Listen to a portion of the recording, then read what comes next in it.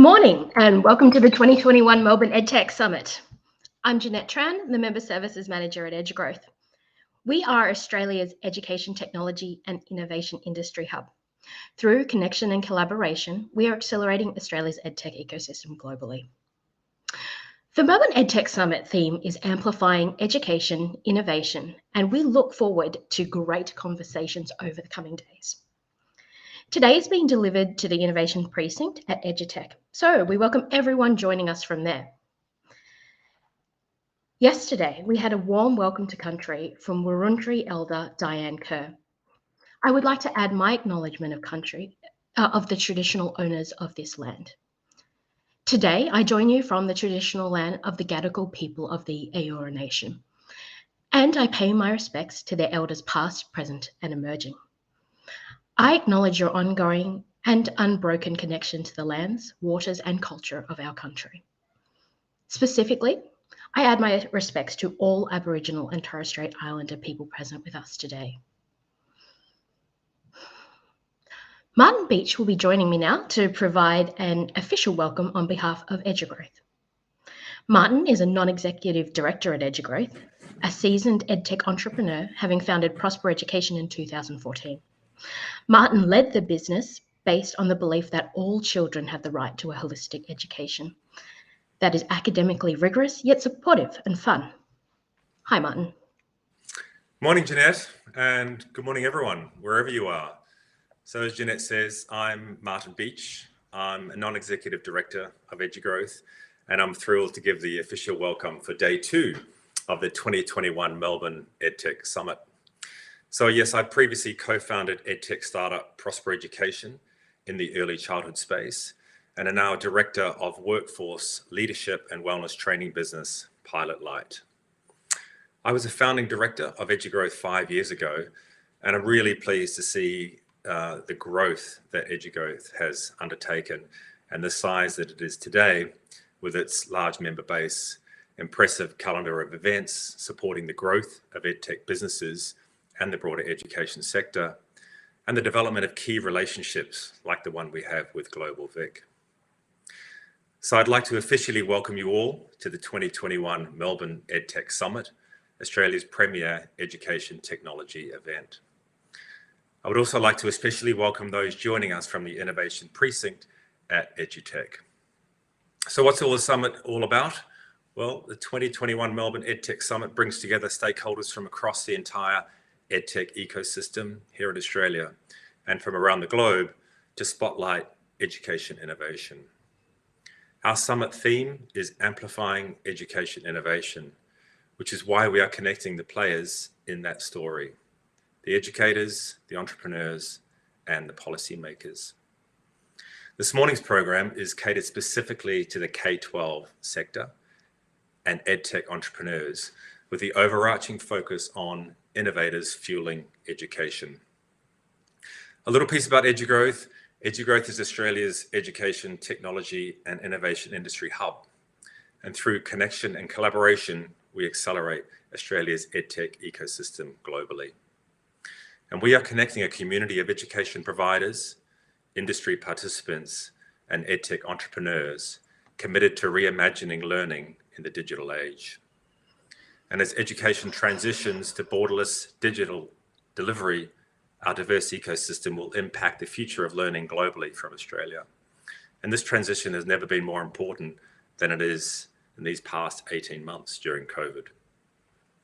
So a summit like this, much like the innovation we seek in education, is only possible with great partners.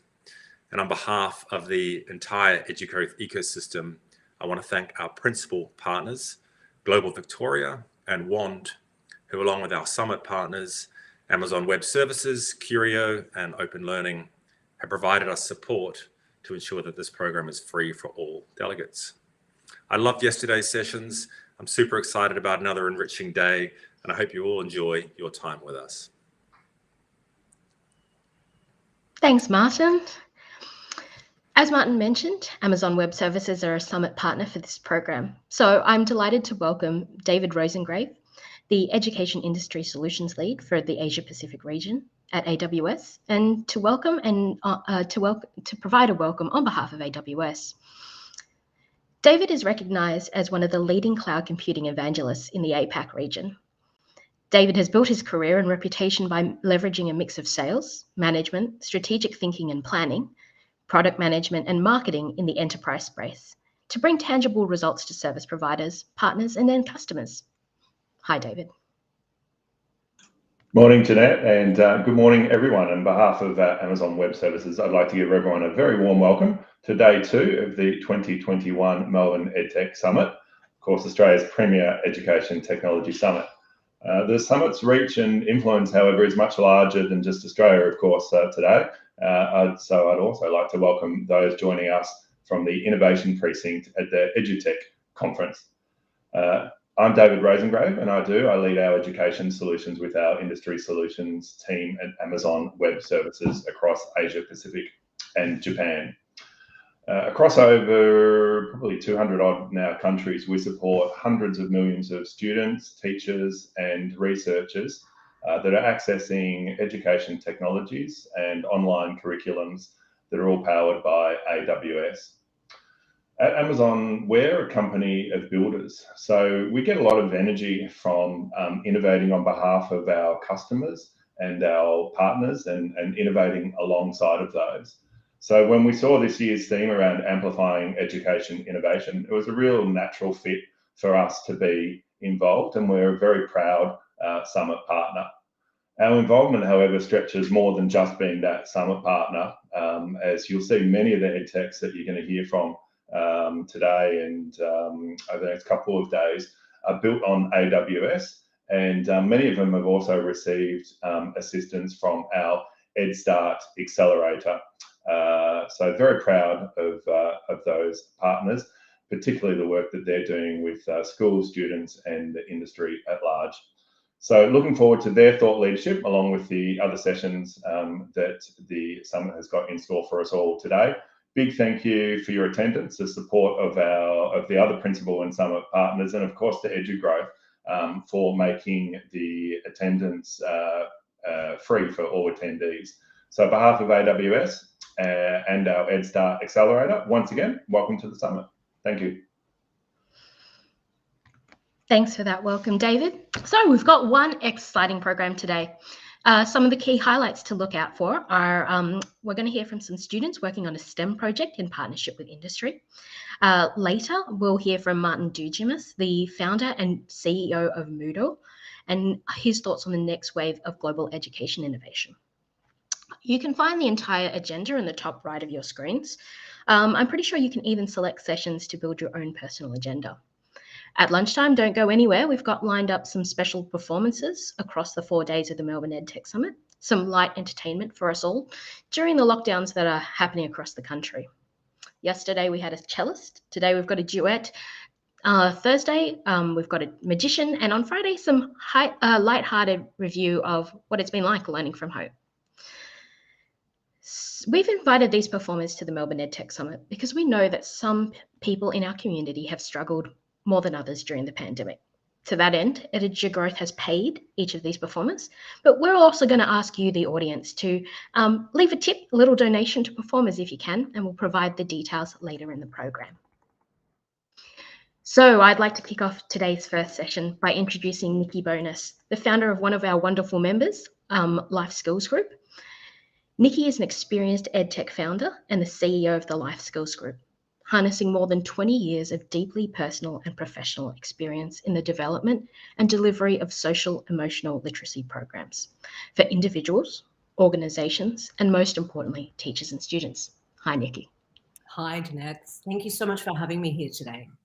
Yeah, it's great to have you. So I'll leave you to it. Thank you. I'm really excited to be welcoming a couple of panelists today that will be joining me for the session.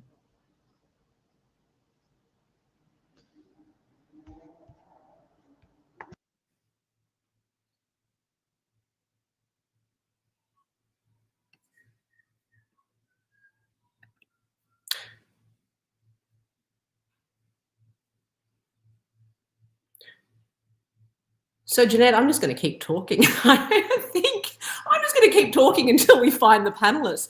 I am extremely, there we go. There's it. I've just decided that why not jump in? And I think, isn't that testament to what we in education are doing right now? That, despite everything, we just keep turning up. And, despite glitches and things that happen. And I'm really excited today to be moderating an incredible panel with two women that I've known for a very long time and worked with their communities, who have a strong voice and a strong influence in leadership and in community building and in really taking care of their community. So I'd really like to introduce my first panelist, and that's Michelle. Michelle is a long-time and passionate classroom teacher and dedicated deputy principal and instructional leader. Michelle is committed to supporting all of her staff to reflect upon and improve their practice in order to improve student outcomes. As an accredited lead teacher, she supports and guides beginning teachers and aspiring helps. She's passionate about student and staff wellbeing and participates in as many professional learnings as she possibly can to understand and get an understanding of current and best practices in social and emotional learning to implement and nurture initiatives across her school. Michelle, I just want to say thank you, and thank you for being here this morning. Morning, Nikki. Thank you for having me. Beautiful. And I'd love to introduce Kerry Watson. Kerry Watson has developed a wealth of experience through 2 decades in a broad range of impactful roles in education. These have make a difference to the quality of education delivered in local communities through leadership roles in schools and as a principal, and Australia-wide through her work developing curriculum, assessment and programming. Welcome, Kerry. Hi, Nikki. How are you? Yeah, really good, thank you. So just as we get going, I think I'll just sort of kick off with a little bit of housekeeping. I'm sure that most people have Zoom or video conferencing fatigue. I know that there is a huge amount of people here and everyone's attending this session for different reasons. I really encourage everyone to please make use of the chat box. We will, to the best of our ability, pull from questions. So please, if you've got questions or if there are things that you would like addressed, please pop them into the chat box. I thought, just in terms of kicking off, listening to student voice. With student voice sitting in the domain of wellbeing and the excellent framework, and with research showing us that schools focus on giving young people voice, being active learners and developing strong character qualities, this will enable them to succeed, thrive and contribute positively throughout life. And I think given where we are right now, and particularly looking at how we can support our young students, I'd love to hear from both of you. Student voice means very different things in different schools, and the domain of student voice covers so many different areas. Mary, what does student voice mean to you in your school? Okay, thanks, Nikki. I think the context of our school is very different. The context, we come from a school that's got 70% non-English speaking background. We have significant number of students from Arabic communities. And even at the moment, we're trying to deal with how we deal with a significant number from Afghanics. So you can imagine what we're in our community going through at the moment. So while one of the things we look about is being respectful. So we have a real strong focus around making sure that when we speak, it is respectful. So bringing that so the students know that they're being listened to in a respectful manner and they speak in a respectful manner. So big respectful is one of our underpinning values. And the other one is being safe. So getting the children to understand they're always safe, they feel safe, they can then verbalise what they're feeling, how they're feeling, they can verbalise their learning, and what they say to their teachers will be taken on board and will be listened to. So really much looking at, so they become an advocate for themselves and an advocate in their social and emotional wellbeing. That's our very beginning, from the moment they walk through our doors. And there's a couple of things that you said there that were really interesting, and I think respect and safety and creating that in culture. I'd really like to sort of come back to that in a moment, because I know, Michelle, you're in a very different demographic, and I'd be really interested to hear, what does student voice or listening to your students mean in your community? Thanks, Nikki. Just to build on what Kerry was saying, totally agree. Even though we're coming from quite a different demographic, we still base everything that we do around our student voices, building our culture, building a positive school culture.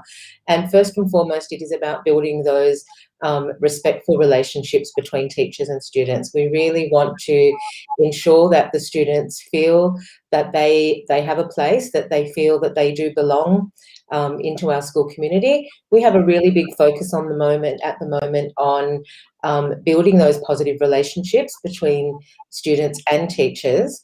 And I think that's at the core of what we do. And I think it's a long path that we're heading down when we're trying to develop that positive school culture.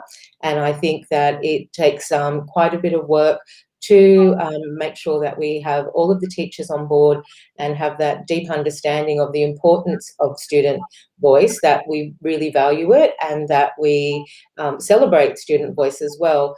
And I think, as Kerry said, I would totally agree, it comes down to being respectful and developing those respectful relationships. And from in our community, which is slightly different to Kerry's, I feel there's an expectation from our community that their children do have a voice.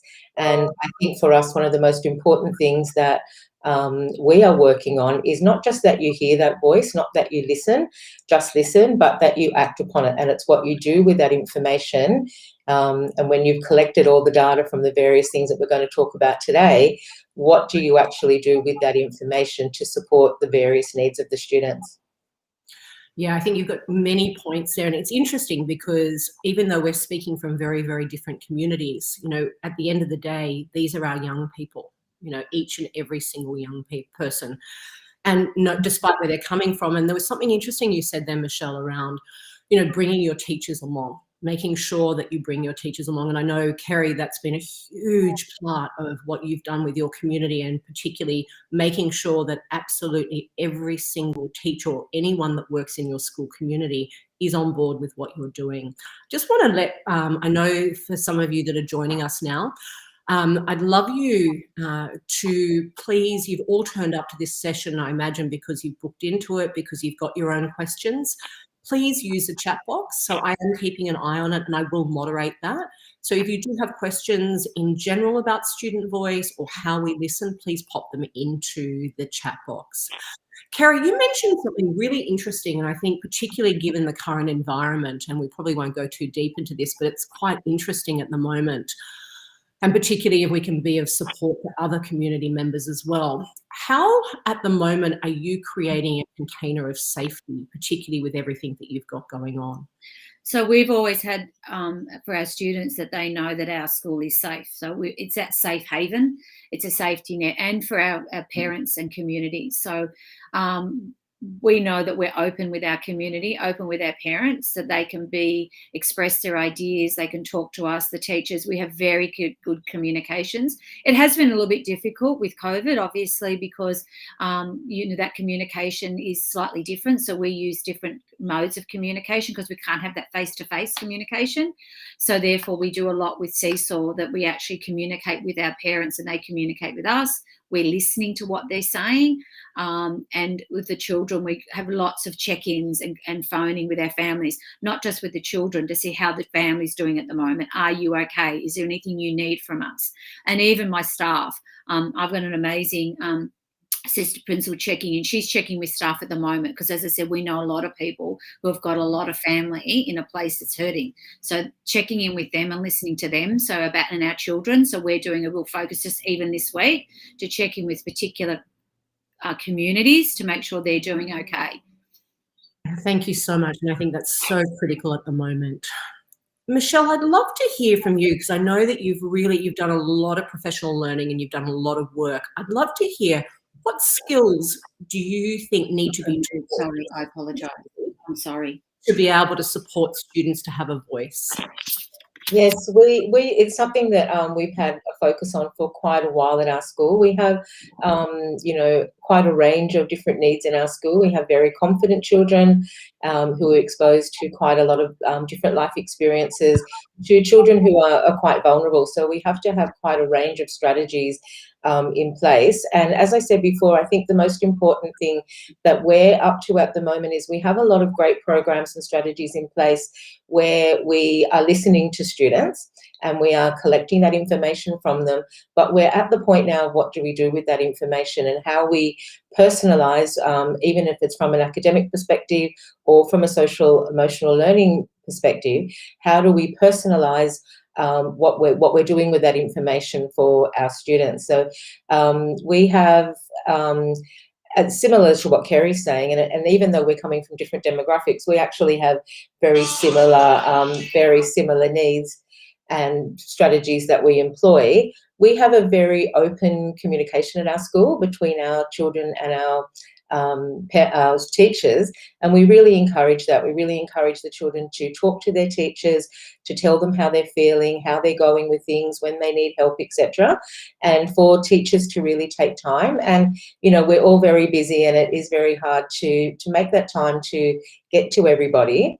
And I know traditionally we're sort of quick to identify students who are more obvious in needing support or having needs, and might have an identified or confirmed, diagnosis or need in some respect. But it's those children, I think, at the next level who we might not in the past have quite heard from. And through, what we're doing with you with the Life Skills Go program is we're actually able to hear every child's voice every day. We've implemented the daily weather report, which is their feeling check-in, and I'm monitoring that across the school pretty much every day, every second day, and contacting teachers to see if there's anyone who has any particular need. Through the online platform, we're able to then assign individual tasks to students, and I have to say that's been actually a real lifesaver in the last couple of weeks, and we've really ramped that aspect of our home learning up recently. So we're really up to individualising it now and assigning specific tasks around relaxation or mindfulness or meditation for students who are reporting feeling a certain way, not ready to learn or emotionally overloaded, etc. And we have different avenues as well. Like we have the SRC at our school, and our SRC is something I'm really proud of. They're very proactive, and it's beyond just having those the usual suggestions that children have in an SRC. We have opportunities where the students come to staff meetings and they present their ideas to staff meetings. We connect them with community groups. They're a very successful and proactive SRC. And the other thing I was going to mention that we have at our school is the Philosophy in Schools program. And when we talk about having the skills for students to be able to share their voice, the Philosophy in Schools program has been outstanding in enabling the children to do that and setting up norms across our school which have moved beyond just the philosophy lessons, but across the whole school, where they know that they are in that safe environment where they can express themselves, and they know that what they say is going to be valued, and it's okay to not agree with somebody. You can do that in a respectful manner, and I have to say that's one program that's been extremely effective and impactful for us. Thank you so much for that, Michelle. We've got lots of questions. I can see them coming up. Sort of my mind's going tick, tick, tick. I know. So I'm going to moderate and do that. So there's a great question from Sylvia that I'm going to direct to you, Kerry. I think this is a really, how do they manage to keep themselves respected and safe in the community? I work with English as a first language students, and they don't always have the confidence to be their advocates in the bigger community. Yeah. Sylvia, I love this. And I think that these are the questions, because there's one thing about having student voice. And again, there's those skills that we need to explicitly teach that we impact, and particularly if you look at the personal and social capabilities. Kerry, over to you. So we do in ours, we have some programs, and I take up from Michelle. So life skills is one of the ones that we do with the weather check-in. The students can check in how they're feeling for that day and be emotional and socially aware. And then the teachers then can communicate and set up the programs for them. So they do that daily, and we do that within our culture of our school as specific lessons. Even now we're looking ones around resilience, because one of the big things about now how to be resilient. So we've got some of our students who in our classrooms were actually quite confident, yet at home are showing that they're not. So we're looking at putting, how do I be resilient? If I don't know how to do something, how can I ask for help? How can I get online and ask for help? How can I feel that I can get something wrong and bounce back? So really looking around the resilience part. But in our actual classrooms, we've got some other programs that we do. We're a play-based program in our school, so we do walker learning. So our students coming in a K2 environment, we do a lot of work about communications, about learning, about expressing themselves, taking turns, being polite, asking for things, being creative and critical thinking, and having a voice within their classroom, making decisions about what they can do and what they then so they choose to go to a particular area, and there's a lot of learning that goes around. There's a lot of literacy, a lot of numeracy, social and emotional awareness, and that's very much around a pedagogical approach that we do with our K2. And then when we look at moving into the 3-6, we do a lot of work around inquiry-based, but being able to then take upon their learning, explicit teaching in their learning, yet still be able to express what they would like to learn and how they want to learn it, but in a structured way. Some people think, inquiry-based learning is very much around a free-for-all. It's not. It's very structured. So they have looking at what they want to learn, but we work collaboratively. We look at what we want to research. We then have conversations about that. What do we want to know? What do we need to know? So we're very conscious of delving deeply in those. So they have that control of that. So they have a voice in what they want to do. We also have a very safe environment, and as a principal, that's how I lead.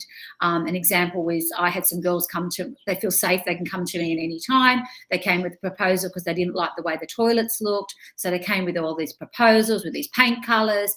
So we sat down and I sent them back with a little project. So we actually looked at how you actually be an advocate, how you come respectfully to be an advocate, come with your research, put down your ideas and what your options are, and then actually have a conversation. Well, that's great, but these are my parameters. This is what you can do. I pushed back.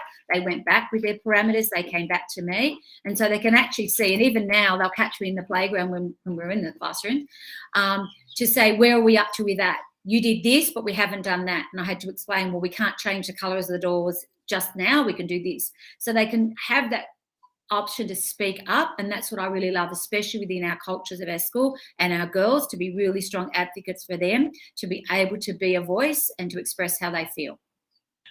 And I've been privileged enough to witness your school and growing the community, and I think that there's been scaffoldings that have happened there. And one of the things that I've witnessed in your community since you came in and really took hold and nurtured that community was your focus was really on providing support for the staff. And I'm making up your journey here only because I feel like we started it together, Nikki. You know exactly from the start. We did. But I think one of the things that stands out for me is both of you, and one of the reasons I feel privileged to be here for both of you is privileged with both of you today, is that you've both really, there's lots of questions around how do we get engagement, how do we measure, and the thing that you've done first is you've taken all of your staff on this journey. You've looked after their well-being, the understanding, the why. You've given the evidence behind why this is critical. The other thing that I've witnessed from both of you is that, there's one thing to say, student voice, but then beginning to help teachers to listen, because that's a skill in itself. Being able to bring in that professional development around how do we help every teacher listen? There's a really great question. There's some brilliant questions here, and I'm going to direct this question to you, Michelle, if that's okay.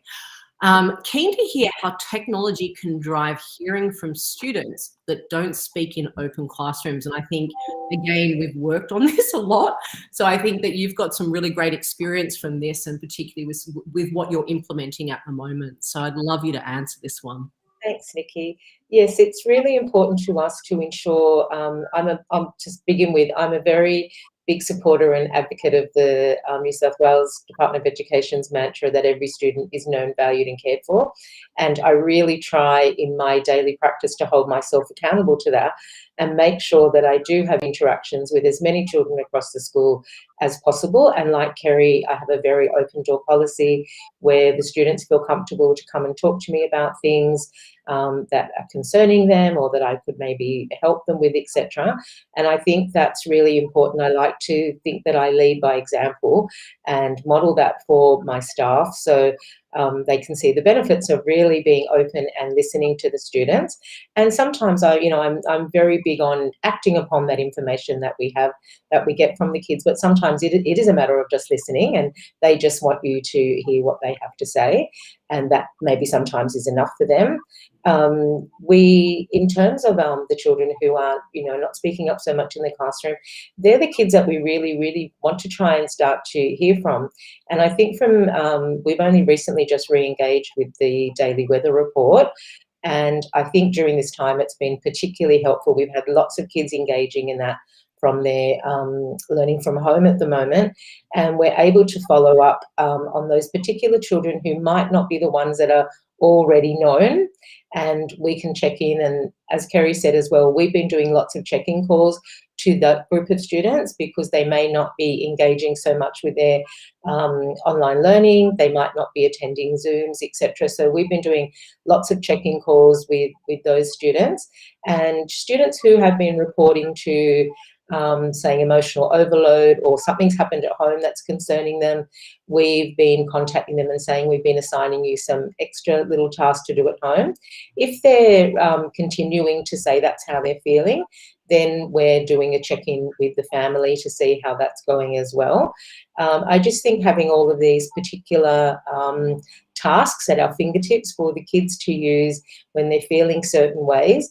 And we've started uploading the lessons, the life skills lessons, into our weekly learning from home packages as well. So they're doing some lessons at the moment on resilience, building positive relationships, etc. So it's been really key, I think, at this point in time that we find ourselves in. I think that was about that question. I think you did beautifully. And it's quite, I just want to acknowledge to everyone that there were so many questions coming up left, right and centre. I can see them. It's wonderful. And I wish that we had hours, because there's a part of me that's getting really excited over this session because the questions are absolutely brilliant.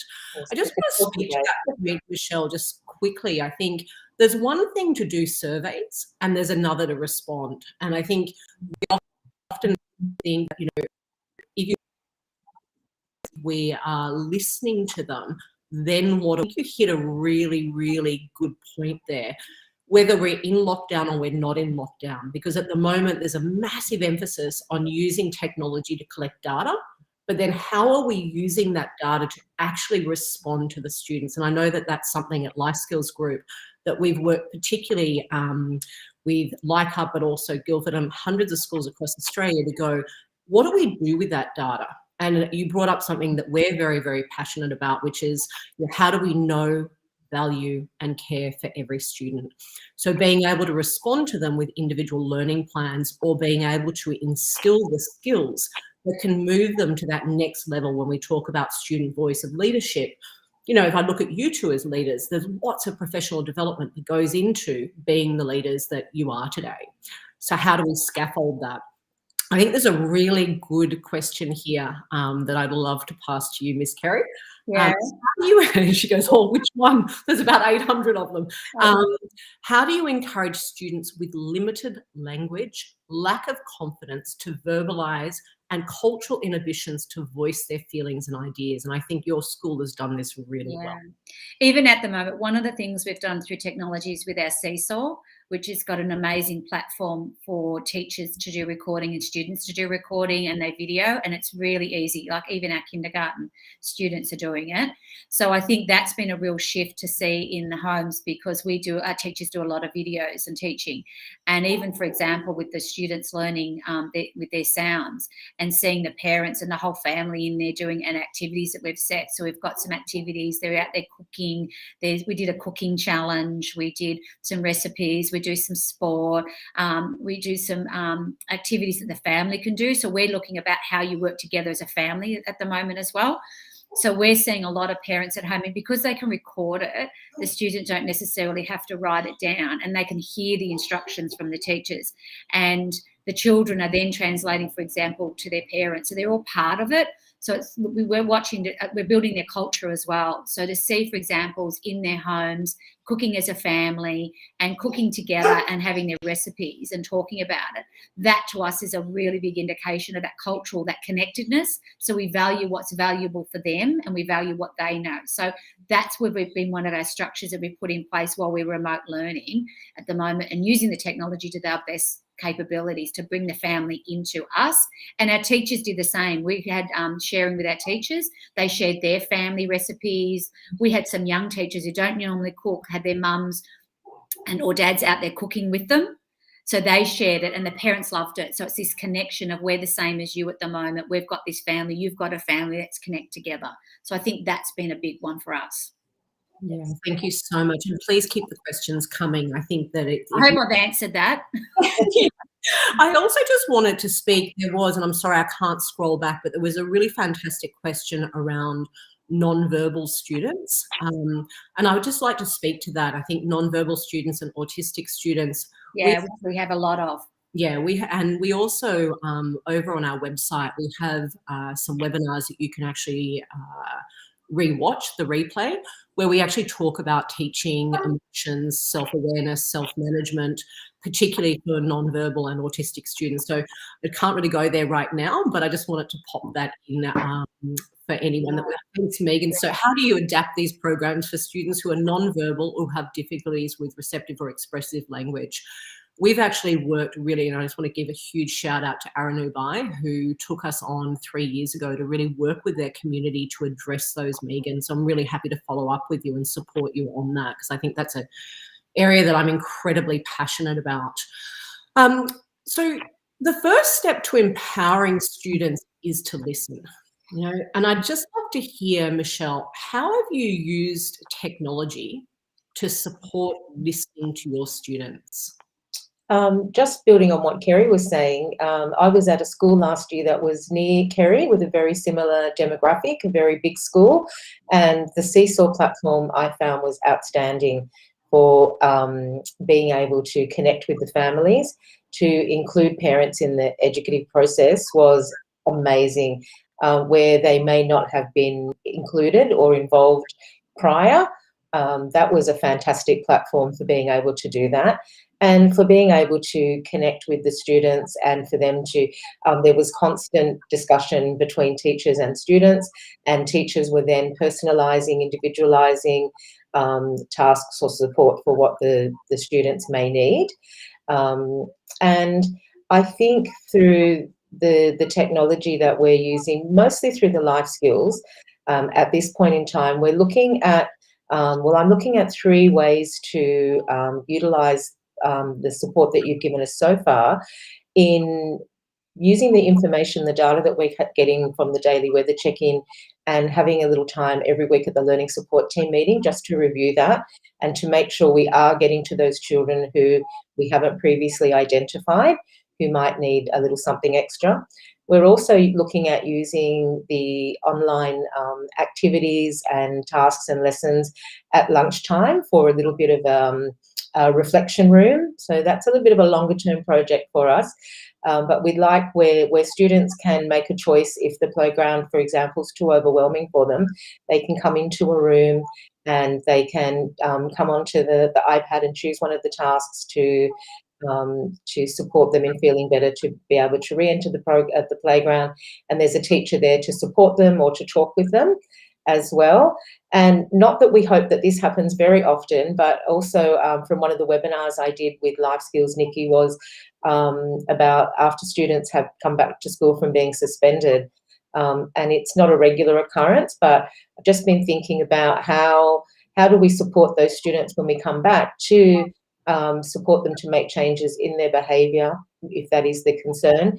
And I think that's going to be a really good tool where students come back to school and engage in a daily lesson that's related to what their needs are. So we're looking at a few different ways over the next 6 months or so to implement those strategies.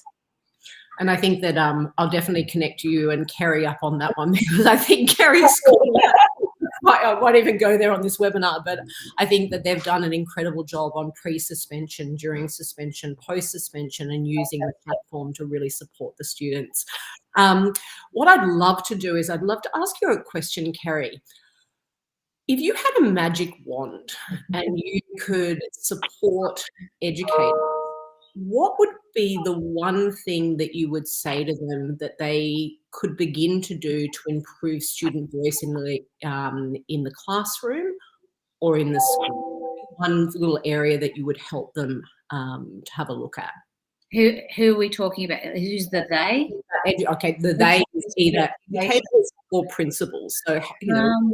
Look, I think the supporting teachers in listening to the students is it's not a magic wand because every school is different. And I want to reiterate, the student voice isn't just about having an SRC or just having, it's really about embracing that you are that a community, but you listen to each other. So again, creating a culture that you have. Your teachers listen to each other, and then that the teachers listen to parents, and parents listen to the teachers and the students. So it's all this big community. And that's one of the things that we worked on in the school that I'm in. I've been there 6 years, and it was very much around building that culture. So you've got to build that culture of respect and listening from everybody. So everyone's known, valued and cared for, like Michelle talked about, but everyone, including the families. So you embrace the families and where they're coming from, and you hear them. But they listen to you respectfully as well as a teacher. And so you have that conversation of mutual respect. I don't know if there is a magic wand, and I don't know what the one thing would be. I think actually too, in balancing about well-being and learning is the same. So when we come from a holistic approach. It's not just a well-being approach, as well as not just the learning and the education and the value. We value both. So we have very strong around literacy, numeracy, as well as well-being. So to be articulate and have the vocabulary is really important. For our students to be able to express themselves, they have to have the vocab to be able to use that. So I think that we do a lot around talk moves, which is around being respectful. It's about listening to someone. We have talking circles. So I think the big thing is about seeing how it all combines together. I think it's not the isolation. So I think as a department that I'm sitting in, they are addressing that and doing a really good job in the sense of we've got the well-being as well as the education academic type thing. It's not one or the other. And that's what I think is important, to see it holistically. And I love that. And I think that, I've seen that in example through your school, that it's not we're doing wellbeing or we're doing this. They need to sit side by side. We know that students can't learn unless they regulate, and they can be themselves there and they're in a state of being ready to learn. I think if we come back to, Michelle, what you were saying around, this becomes a blueprint for everything that a school is rolling out. So how do we listen to the students? How do we know what's happening for them? How do we get really, really interested in every single student? And I think, Michelle, what do you think, what role do you think technology will play in that, particularly when we look at, we're asking our teachers to be subject matter specialists that they aren't.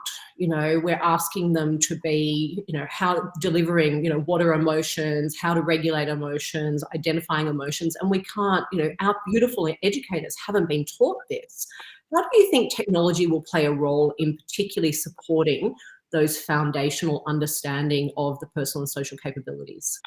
Yes, I just wanted to totally agree with what Kerry said. It is a very holistic approach and a whole school consistent approach. We're in a very big school, and it is very difficult at times to have that, 80, 100% buy-in from everybody. We try really hard, and we're working really hard towards that.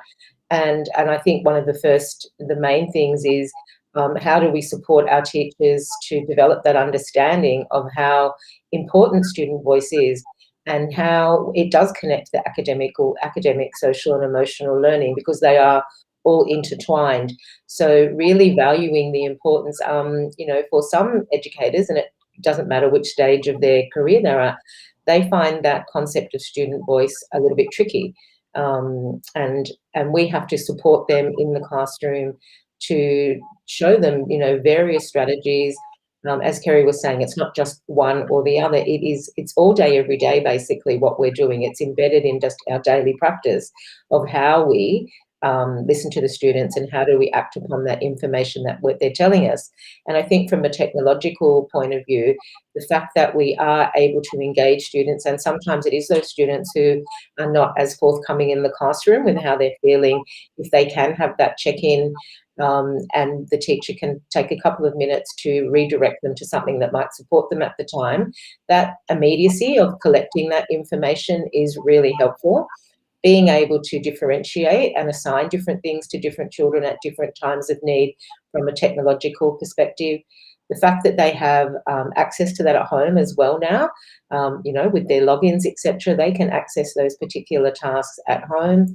And the other thing I could have added to that list of things we're looking to do for the rest of the year was also, how do we start including the parents in this process, upskilling the parents in social emotional learning, giving them the skills and strategies to support their children at home, and how do we work together with school and home, which has always been, one of my mantras is, we have to do this together. We're all in it together, and parents and schools teachers have to work together for that. I just want to say a huge thank you. That's it. And we didn't get to barely a quarter of the questions or 100th. I just want to say thank you. We also at Life Skills Group have a booth over in the Innovation Alley. We are running a free webinar tonight on why measuring wellbeing is critical. We also have lots of resources, and we have a special offer for term 4 for free for schools that are signing up. So like Michelle, like you were saying, checking in on our students on a daily basis, but also having the ability to respond to them so that we are actually listening to them, but also being able to respond to their individual needs. I just want to say a huge thank you to EduGrowth for allowing me to be on this panel, and to the 2 incredible women and leaders that were here this morning, and I'll pass it back over to Jeanette. Thank you for allowing us to be here. Thank you, EduGrowth. Thank you, thank you. Thanks so much, Nikki, Kerry and Michelle. That was a great session. I'm actually really excited about this session we've got coming up. We're going to meet some students from the Bendigo Tech School who are going to share about their experience in a great program connecting girls to STEAM projects. The session's going to be moderated by Graham Wiggins, the director at the Bendigo Tech School. Graham is a globally recognised designer of innovative STEAM learning environments, and community enterprise programs align with technology and industry. He is currently leading Bendigo Tech School's Girls in STEAM Electric Car project, an aspirational new energies initiative that aims to connect young women with automotive and engineering pathways through industry partnership. Hi, Graham. Hi there, how are we doing in there at EdTech? And hello from Bendigo Tech School. Welcome to our virtual studio. Firstly, I'd like to acknowledge the traditional custodians of the lands on which many of us are meeting today. We're located in the Jara Nation, the traditional lands of the Jar Jar Rung, and I'd like to acknowledge elders past, present and emerging. Well, welcome. And for those of you who aren't familiar with tech schools are high-tech innovation hubs that aim to connect Victorian students with the skills that they need for the future of work. And we do that with enterprise frameworks, whereby we connect industry with with active learning challenges that the students solve in tech schools, and indeed within the community with this particular project. So the Bendigo Tech School Girls in STEAM Electric Car project was created when 2 key themes for us emerged. And the first of those was the underrepresentation of girls and women in STEM industries, and indeed in education as well. And if you exclude allied health, then we only have less than 10% of women are represented in trades, and less than 15% in STEM courses in tertiary enrolments. And that's a really big challenge, because here in Bendigo, one of the most important aspects of our economy is manufacturing, which is the biggest contributor to our GDP. And they are continuously reporting that they can't get the skilled labour to run their industries, and they need to import it. And I think there are a whole lot of reasons why young women are underrepresented in STEM, and they would form the basis of an entire conference themselves. But effectively what I think it boils down to is that you can't be what you can't see, and also a little bit about outmoded ideas on what roles are men's and women's. And probably for a really good background and framing, I'd recommend that you go to the federal government's Advancing Women in STEM strategy paper, and a wonderful website that was created as part of that strategy called GIST, which talks about these issues in depth. So I guess the other theme that we had was that Bendigo Tech School exists as a lighthouse project for innovation, and we wanted to create an initiative that the community could really get behind, that was aspirational, that young women would want to participate in. And we know that students are in particular passionate about the environment. So the Girls in STEM Electric Car project was born. And we've designed this as a community enterprise. So the idea is that young women in Bendigo work with industry to create the vehicle. And when we've finished it, we're going to make it available to our community for hire. And funds that we raise from the hire will reinvest in young people and their business ideas. But we also wanted to have a conversation with our community about the future of transport, the importance of electrification, and it's really fantastic over this year in particular to see all of the advances that are being made in policy for electric vehicle ownership and also for infrastructure in Australia. But for now, I'd like to introduce you to a couple of the most important people to do with the project, which we obviously couldn't do without, and that's some young women from our community. With me here in the studio, we have Neve and Abby from Bendigo Southeast College, along with Rob, who has played a really active role in embedding this project into Bendigo Southeast curriculum. They've made space available for us over at their school. They've made time available within the timetable. And we got off to a really fantastic start. They've also hosted girls from other schools who wanted to be involved with the project as well. And we're only about 4 months in, but we're really enjoying ourselves.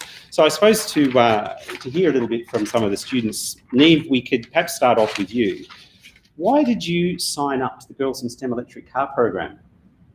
I signed up because it was something that really interested me, and I think it's important to the environment that we take action on the climate crisis. And yeah, I just think it's important and something that I haven't done before. Okay, fantastic. And Abby, how about you? What was your reason for signing on? I signed up because it was something interesting and something that I might not need to do again, and it sounded like a really fun opportunity. Mm-hmm. It could help me work and lead me to work with different pathways. Okay, fantastic. So you talked a little bit about pathways. So I guess has being involved in this project given you any ideas for what you might like to do for your career? Yeah, it has given me ideas. I would like to go probably into engineering. I would like to work hands-on. That's what I'm looking forward to doing. Yeah, it's fantastic. And had you considered a hands-on kind of career before being involved in the project? Not really. I knew it was out there, but I was like, I don't really know what to do, and I didn't know how I was going to get there, but doing this and going to the places we went to really helped me because they showed me opportunities. Yeah, so we did have a few industry tours. What did you learn from visiting those industries? We went, for example, to Safescape, to Jaunt Motors, as well as Tallis here in Bendigo. What did you take away from those experiences? I think I learned how many jobs there are out there that involve this, and how many we don't know about, and how you might get into one of these jobs. Okay, fantastic. And Neve, just winding back a little bit, what skills did you learn through participating in the project? Well, I've gotten better with teamwork and using tools because I didn't know much about that before, because I didn't have many opportunities to be involved with that sort of, with that experience. So yeah, quite a few skills. Not a few. A lot, I would say a lot, definitely.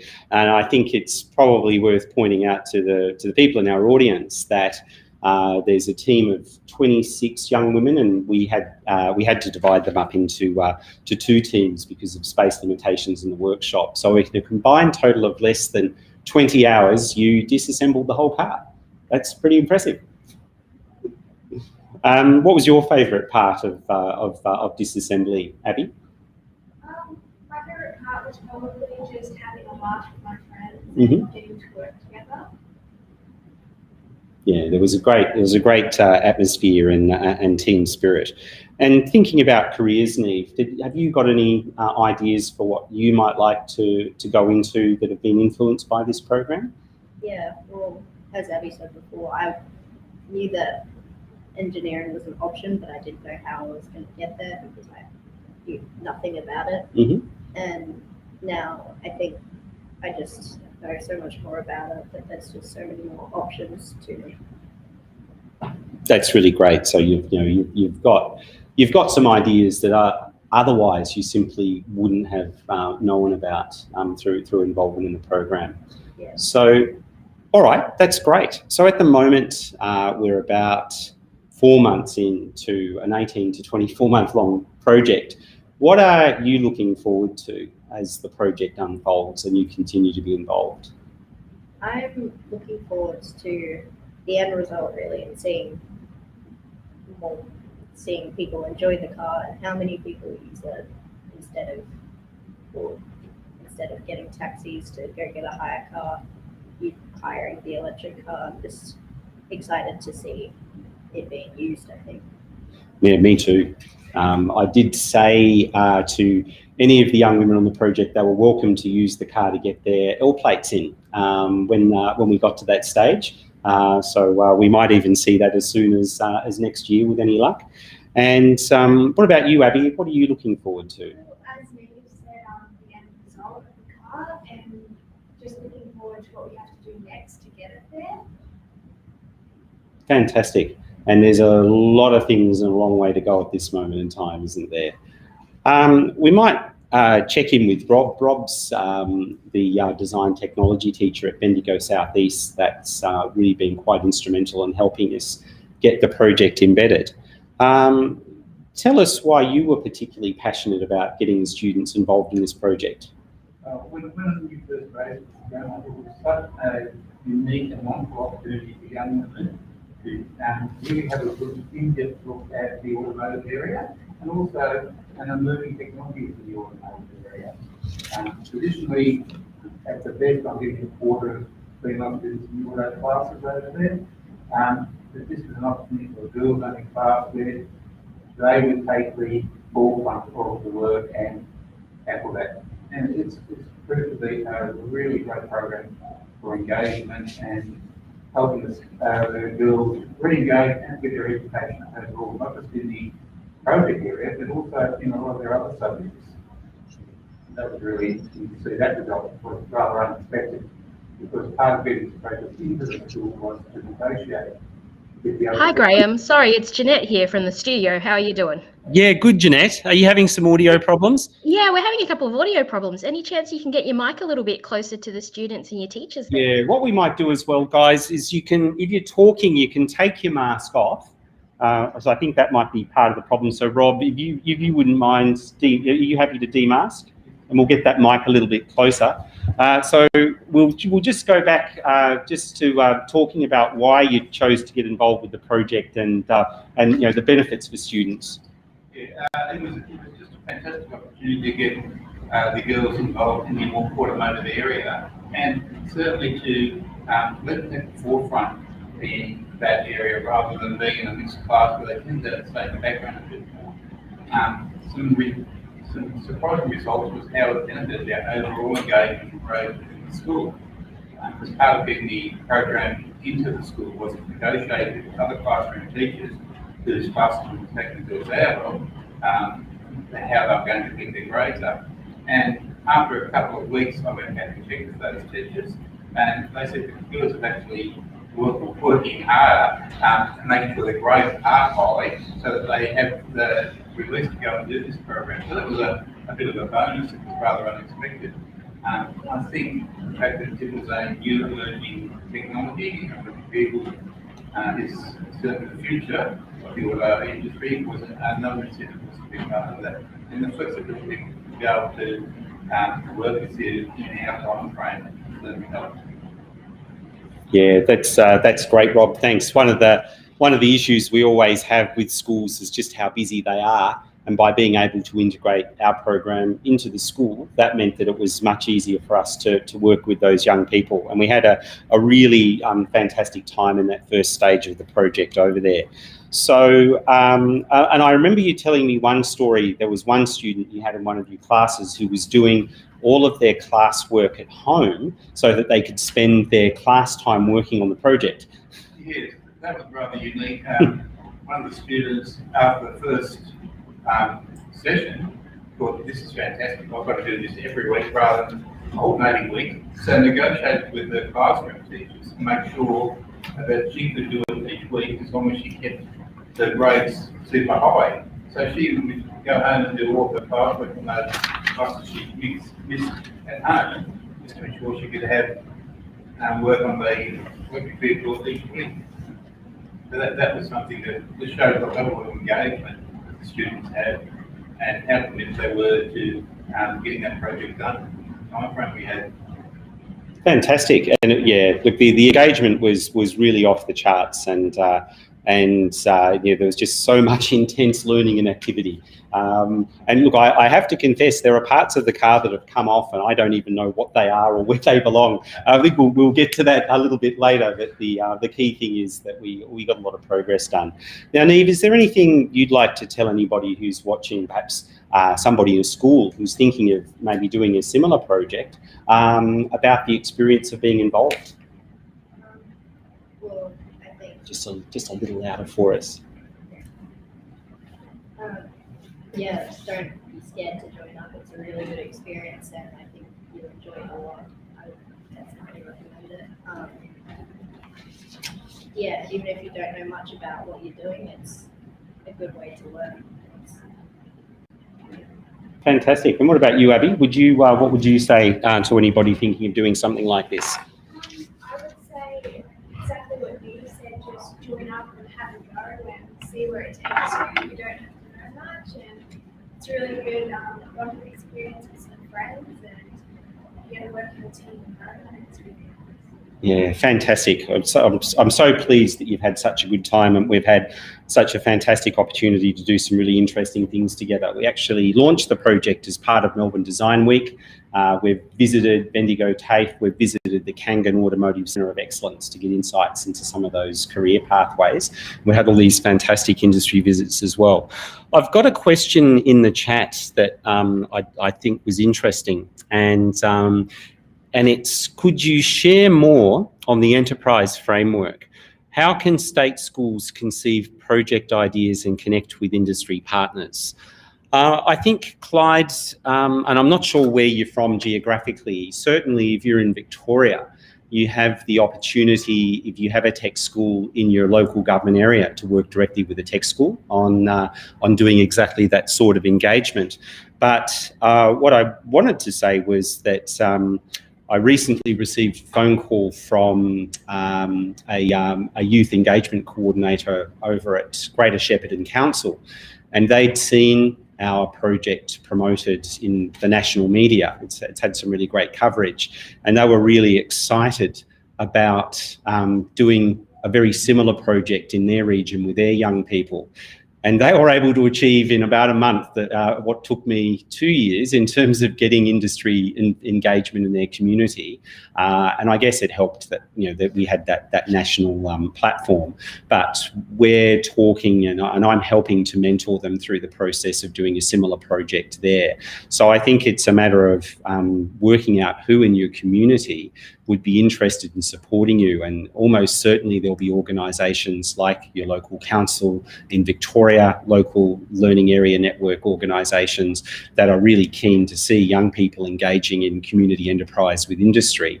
And the community enterprise aspect is about us creating a small business, the idea of which both helps our community and supports young people to develop their business ideas in the future. And we're putting this project down as a pipeline project to assist those future ideas that we have no idea what they're going to be, but I'm quite sure that Neve and Abby are going to be involved in some of them whenever they emerge in the future. And of course, we have every aspect of setting up that business to do as part of the Girls in STEM Electric project, the project management, the planning, the marketing, working with our other partners to make this happen. And I think the other thing to mention is that we have such great support here in Bendigo for these projects. We've actually got the Discovery Science and Technology Centre lent us their workshop until next year, and they're also going to let us use their solar panel and charging infrastructure to charge the car, and that's where people will be able to pick it up from, right across from the train station. So there's some really beautiful alignment with the intentions of our community partners. I got a couple of other comments here saying real world learning at its finest from Sandra. Thank you very much. And you know, somebody who's really enjoying the fact that the students are here. I'll just check in back with HQ, because I think we're actually running on time and almost at the point we need to cross over and start talking about our industry partners. Yeah, that sounds about right. We're going to bring the team from Jaunt Motors in a second. So thank you to the students at Bendigo Tech School. So yeah, was there anything else you wanted to say to wrap that up there, Graham? Look, I'll just check in with Rob or the students to see if there were any closing comments that they'd like to make. Yeah, I'd just like to say, if you have a chance to get into one of the industry partnerships with one of the tech schools, go for it wholeheartedly. There are workarounds in the school environment for curriculum and things like that, and it can be achieved quite well, and you get great results. Is that for you? I've got connection. And great engagement. Okay, thanks very much, Rob. Just clarifying on the importance and how fantastic community industry partnerships are in the school curriculum. Okay, well, I think it's fair to say that a project like this is only possible with very generous support from community and industry. So our major project partner is Jaunt Motors. I'll tell you a little bit more about them in a second, but I also want to acknowledge a few of the other partners that we're working with. I mentioned the Discovery Science and Technology Centre. The project's been made entirely possible with a very generous philanthropic donation from Kirkland Lake Gold's Community Enterprise Program. Now, in response to COVID-19, they invested nearly $13 million into the Bendigo community, and it was important to them to support an aspirational Girls in STEM project, and that's how we came to be connected up with their support. Bendigo Southeast are a really important partner because that's where most of our students come from. But we've also had great support from local businesses who want to work with us and support us on various stages of the restoration and modification of the vehicle. And we've also had charging infrastructure donated by Jet Charge. They're going to put in a high-speed AC charging system for us at Discovery. And but most important of all of those is Jaunt Motors.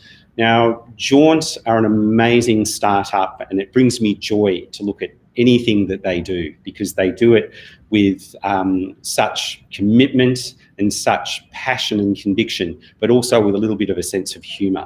What they effectively do is they convert four-wheel drives into electric cars so that Australians can have off-road adventures without the usual noise that accompanies internal combustion engines in the bush. And they have established Australia's largest electric vehicle conversion factory down in Williamstown, and it's my great pleasure to introduce you to Dave Budge and Martine Berger, the co-founders of Jaunt. And this partnership has been an absolute joy from the moment we met one another and I first heard Dave talking about the idea, to seeing them going through the stages of their startup, to the point that we're now able to take advantage of their research and development and expertise in this space. So welcome both of you to the forum. Thanks, Graham. It's lovely to be here. It's really great to have you, Martine. So look, I guess I don't know whether you persuaded me or I persuaded you that we should do this partnership with Bendigo Tech School. But why was it important for Jaunt to sign up with a community partnership and a Girls in STEM partnership? So I think Dave should probably answer this. Dave, weren't you the one that first started the conversation with Graham after he and your dad met each other on a train from Bendigo one day? Oh, Dave, you're muted.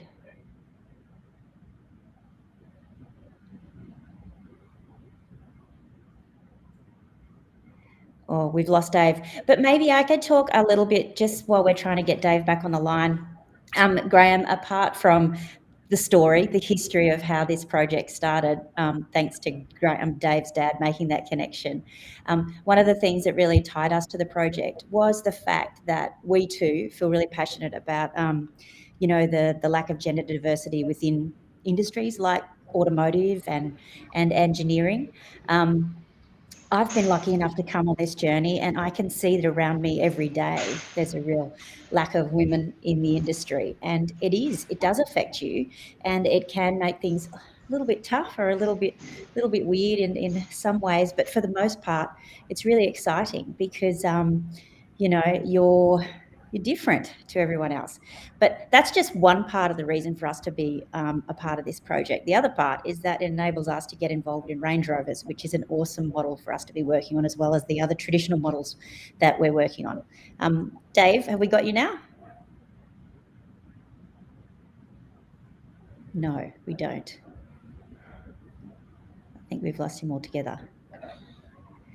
Okay, I think we're still connected. We might just give Dave a second to work through his tech issues, and that's the joy of COVID-19, isn't it? Working through the technical connections. So let's talk then about a little bit about the foundation story of Jaunt. I think it's really valuable for our audience to understand where you've both come from, because neither of you were experts in electric vehicle construction and design. No, no, you're spot on. Both of us come from the advertising industry. So our history is steeped in communication and publication, both in traditional advertising and then content for television and film. So that's our history. Joining this industry has been a huge learning curve, an exciting learning curve, but a huge learning curve for both of us. But we have been able to bring all of that expertise along with us. So starting a business and being a part of a startup in this industry for us has been exciting and less of a challenge, I would say, than actually working within the industry, within the automotive industry itself.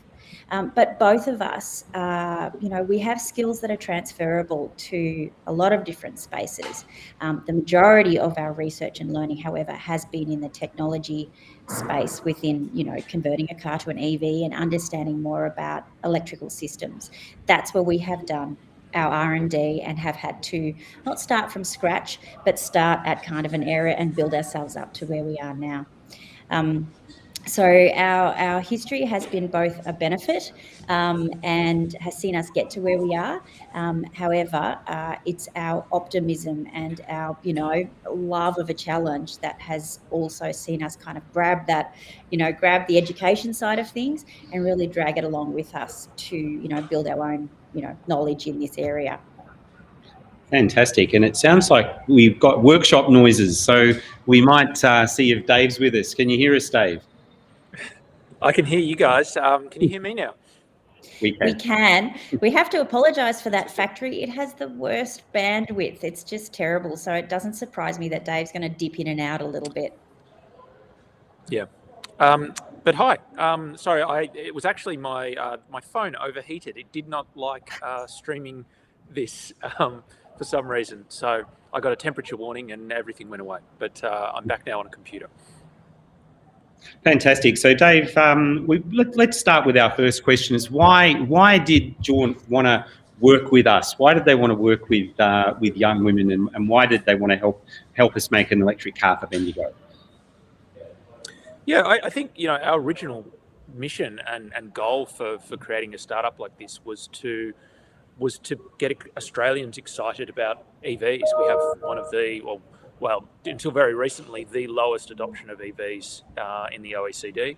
And if you compared that to the cars available on the market, you have the cars that Australians bought, which were basically 4x4 utes predominantly and SUVs, and you compared that to the EVs that were available, which were luxury sedans and hatchbacks, you could kind of guess pretty quickly why we weren't adopting EVs. But part of that, that understanding and acceptance of a new technology, you need to get the early adopters on. You need to make it familiar with across a broad section of the public, and really importantly to that, you've got to make things, I guess, cool. Is it's a hard thing to do, but if we can, the more people we can get familiar with this, the more we can get it out into a broader section of the community, the better. And of course that extends to kids who are really going to be, the ones inheriting this automotive future that we create. And a big thing for us is that we would hate to see Australia left behind, have come from such a strong automotive background, science and technology background, and seemingly have missed out on, the first decade of this electric vehicle revolution. So having this opportunity to work with you guys is, really helps drive us along to that mission. But the other big thing is that we always intended that, we wanted to take EV conversion, electrification of old cars, from something that was done by, kind of put together by individuals in a one-off way, to something that was scalable and repeatable and documented and could be done by workshops all over the country. And, by working in an education setting, we are forced to create great documentation, and I don't want to say it's a lowest common denominator, it's absolutely not, but it's a different, you want to have clear and concise instructions, because you're dealing with a technology that even if you've been a mechanic for 50 years, you have no idea about. So being able to work with an education institution is really beneficial for us as a business, to be able to create a better process that helps our staff, helps our process internally, helps our business goals as well. And is, and obviously we have all these wonderful benefits, and we can talk at conferences like this, all these great things. Yeah, that's fantastic, Dave. And we're really looking forward to the point where we actually have Jaunt starting to work with us on our car. And I think we also have you to thank for the direction we've taken with the type of vehicle that we've chosen. There was great alignment with the work that you're already doing. Through another industry partner, we were introduced to somebody with a Range Rover collection problem. And I think his wife was only too happy that he had one less. And so we pulled a Range Rover out of a paddock, and that's the car that we've been working on, and it sits very closely with the work that you're doing. I think on time remaining, we're really keen to have a little bit of a look around the factory and hear a little bit about the work that you're doing in converting these old cars into electric four-wheel drives. Yeah, it's a little bit more awkward now. I'm working with a laptop, but I'll give it a go. So while we don't have a Range Rover, so the exact car that these guys are using in the workshop here, it's still indicative of the process. Old four-wheel drive is old four-wheel drive for the most part, whatever the brand or model. So we have cars coming in various conditions, and the first step that Graham talked about was the disassembly, right? So taking off, four-wheel drives in particular have a shell and a very strong sort of solid ladder frame construction underneath, which is unlike a modern car, which is all sort of a unibody structural thing. So you can separate them quite easily. It's a bit of work, but they come apart. They've been built by hand in a lot of cases. They come apart. So the first step is pulling them apart, and you can see there's a whole bunch of body panels from that car up there on the ground. Once they come through that stage, we're lucky enough to, I feel like a cooking show chef where I've got all these ones prepared earlier. So once they come through that phase, we then take all those body panels, and one of the great things about Land Rovers, so Land Rovers, Range Rovers, there was thousands of them around Australia in the 60s and 70s. The because the bodies are aluminium, it means they haven't rusted. So while they've been sitting in fields, they haven't just rusted out like a lot of other vehicles have. So this is a vehicle that has had all its body panels sandblasted, and then it's reassembled, including in the installation of the electric motor. So we sort of bolt it all together, and this will be one of the next stages that the tech schools car goes through. If I go under here, you can see the electric motor that's going into this vehicle, and it's really quite small. You imagine, the motor in a traditional car is the huge thing. In EVs, the batteries are the challenge, and where you fit all those batteries. The motor itself is quite a small unit. I will jump. We should have laid out these cars in a bit more of a logical order. Over here, you can see is actually the same motor that will be going into the Tech Schools Range Rover. So this is a rear motor out of a Tesla Model S, and you can see that it's quite a bit larger than that other motor that I showed you. That sits sort of in the middle of the car, which is great for weight distribution. You have a drive shaft going to the rear, a drive shaft going to the front, and you can see this huge box here. This holds 10 Tesla batteries, and you can see takes up basically all of the engine bay. So that's the front of the car, and there'll be more batteries down here in the rear of the car. So that's kind of the next step for the tech school vehicle is laying out these components. This is a slightly different model, so it'll change a little bit, but it's putting in this 21st century tech into, I guess, what's 1920s technology almost, by having this frame structure. The next phase, and when it starts to get more technical, is when the painted panels come back and the vehicle starts to be assembled. So you can see in this car here, the large battery box at the front, and on top of that, all of the electronics. And so that's really the complexity. Sorry about these big orange cabling, but you can see there's a lot of wires, and that's the point. So a lot of systems, a lot of fuses, a lot of relays, all these things that both do either, I guess, add functionality to a very old vehicle, or add safety to an electric vehicle system. And while there's a lot of things there, we can talk through each of the systems quite, I guess, logically. On the dash side of the car, you can see this one's halfway through assembly. There's a lot of work in terms of creating new gauges, designing those, and thinking about the user experience, and particularly in the context of how the tech schools car is going to be used as a rental. You can't be filling it with gauges around EV systems and all this kind of technology. It has to be approachable and accessible. So there's just a battery gauge and a speedo and some buttons that all kind of make sense. So there's a lot of really great work, and for me personally, a lot of fun in terms of designing that experience and thinking, what is the expectation in a vehicle in 2021 versus what the expectation was of a vehicle in this case 1968, I think. So it might be as simple as going, this car never had auto cancelling indicators, and it never had wipers that you could turn on in the stalk. So we add, controls on the stalk, which you just expect in a car that you jump in these days. So there's aspects of I guess design and engineering. There's packaging and fitting everything in, and waterproofing and performance and all of this kind of stuff.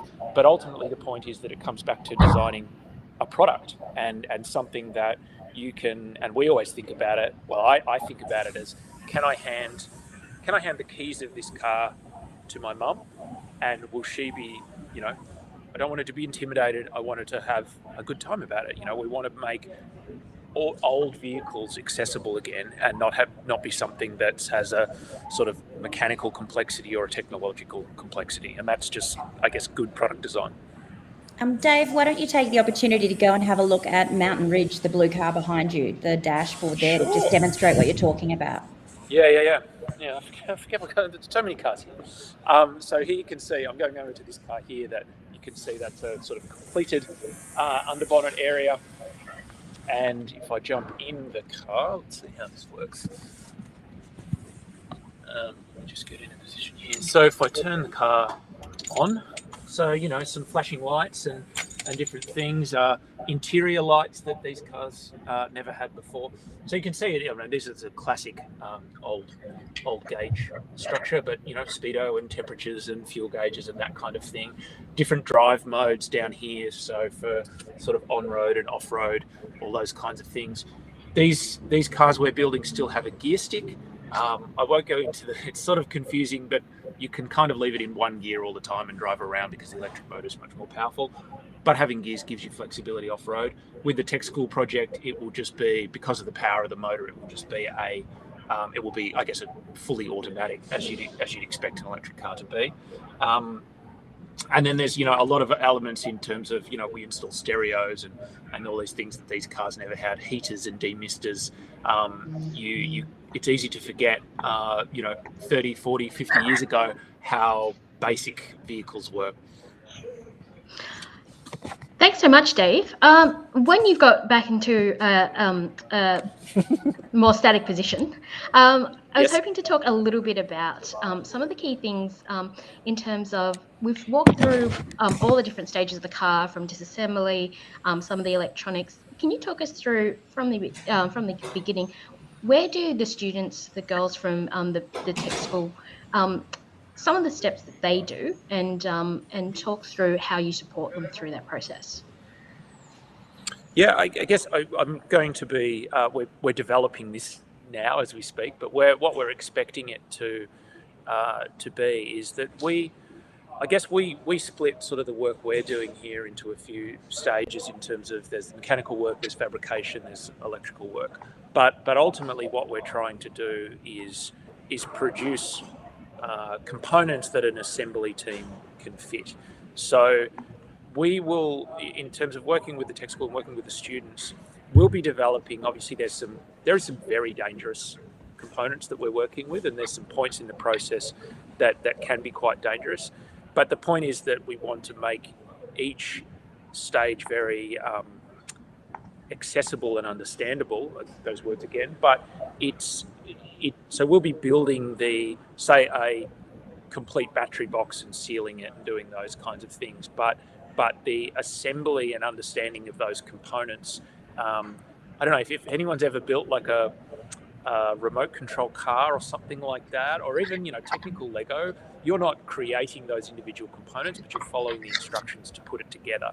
And so we'll be working on those stages with some, I guess, breakout areas where we look at, say, a half complete component and can talk through the structure of that then ultimately ends up, perhaps a sealed enclosure that gets installed as a single part.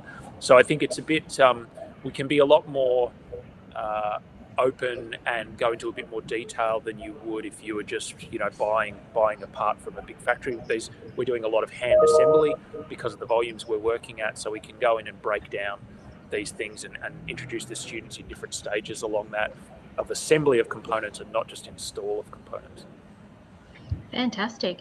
And so when the students come on site, have the tech school really supported you in terms of managing the risk around having students on site with you? And how does all of that sort of management of the students sit with yourself and Graham as well? Yeah, it's probably more a question for Graham, because as Graham mentioned, we had launched the project during Melbourne Design Week earlier in the year. We had students visiting the workshop then, but that day we sort of turned the workshop into an event space more than a working shop, and that will. But now it's really, there's been COVID, there's been lockdowns, but the dangerous work the students have been doing has been at the Science and Technology Centre. No, I didn't say dangerous. It was perfectly safe. It was great. Look, we obviously do a full risk assessment for every aspect of the project, and the students are briefed fully on the use of tools, in particular power tools, and we go through safe operating procedures for everything that we do. And in addition to the work that we'll be doing with Jaunt at Discovery a bit later in the year, we have the full restoration, rust to cut out and panels to fix up, and the 12-volt wiring to do, which Jaunt will design for us and we'll do with a local auto electrician. So there are going to be a lot of different working contexts for working on the car, and I think in the next couple of weeks we have to pull the chassis down as well. A lot of very heavy parts that we've got to carefully manage there. I think, but we're doing it safely, slowly and well. Fantastic. Well, with that, I think we're just about coming to time. So I would like to thank you all so much for a pretty exciting tour of the workshop. And we're really looking forward to seeing more of the finished product when the project wraps up. So thank you so much to Graham, the students and the teachers at Bendigo Tech School, to Martine and Dave at Jaunt Motors. And thanks for sharing that project with us. Thanks very Thanks, much. guys. We've enjoyed being here. Fantastic. So, what an exciting project, and it was pretty cool. Something a little bit different for you at EdTech and the Melbourne EdTech Summit today to see a bit of STEAM in action right there. So we've got something a little bit fun coming up, and we're going to invite some of our most interesting companies to present some pitches as part of the EduGrowth Melbourne EdTech Summit pitch competition. We've got a competition featuring 11, it's actually down to 10 companies today pitching live. The judges will be reviewing the pitches over the next 24 hours and select a top 4 to go through to the final on Friday.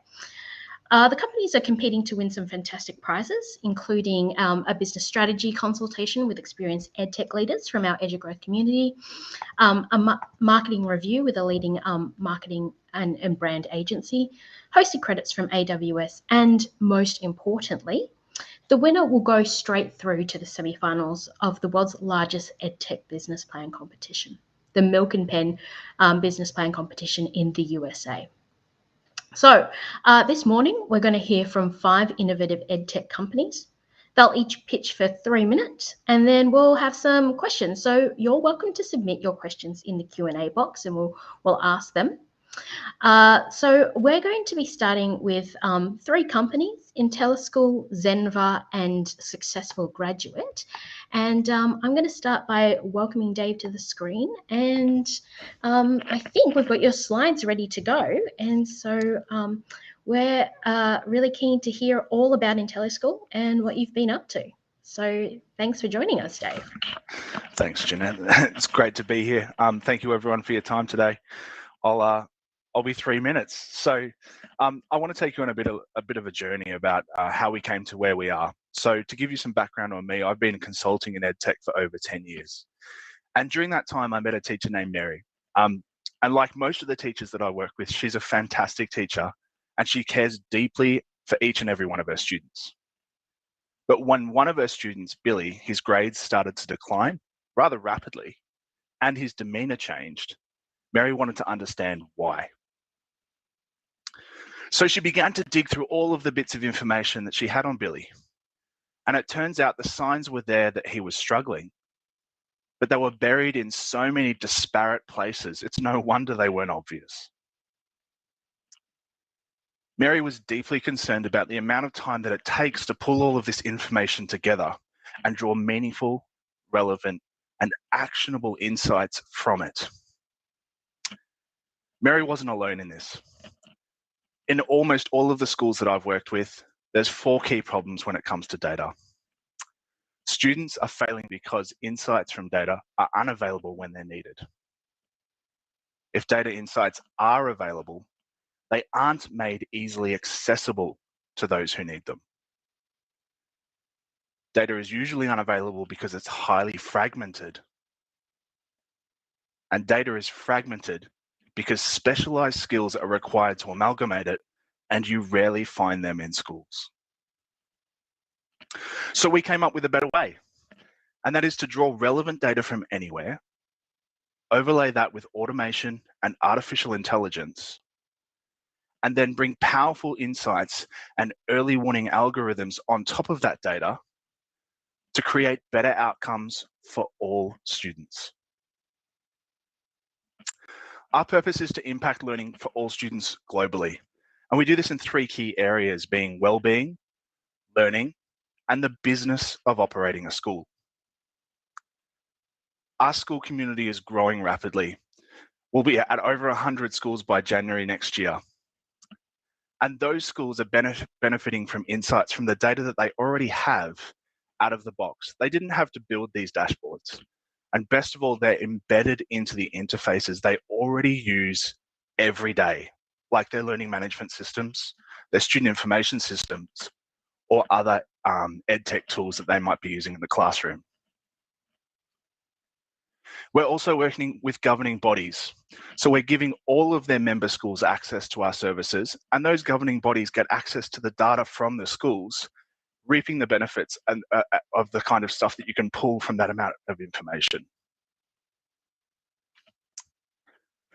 And for EdTech providers that we're working with, they're able to surface data from their own product and enrich it with data from satellite sources through a single pane of glass. So they're encouraging people to consume the data from within the products that they're delivering. If this sounds interesting to you, Josh and I are available in our booth all day. We'd love to have a chat, or you can visit our website at intellischool.co. Thanks, Dave. That was really great, and a really great introduction to IntelliSchool there. Next up, we've got joining us Pablo from Zenva. Hi, Pablo. I can see that your screen is just about ready to go. I'm ready.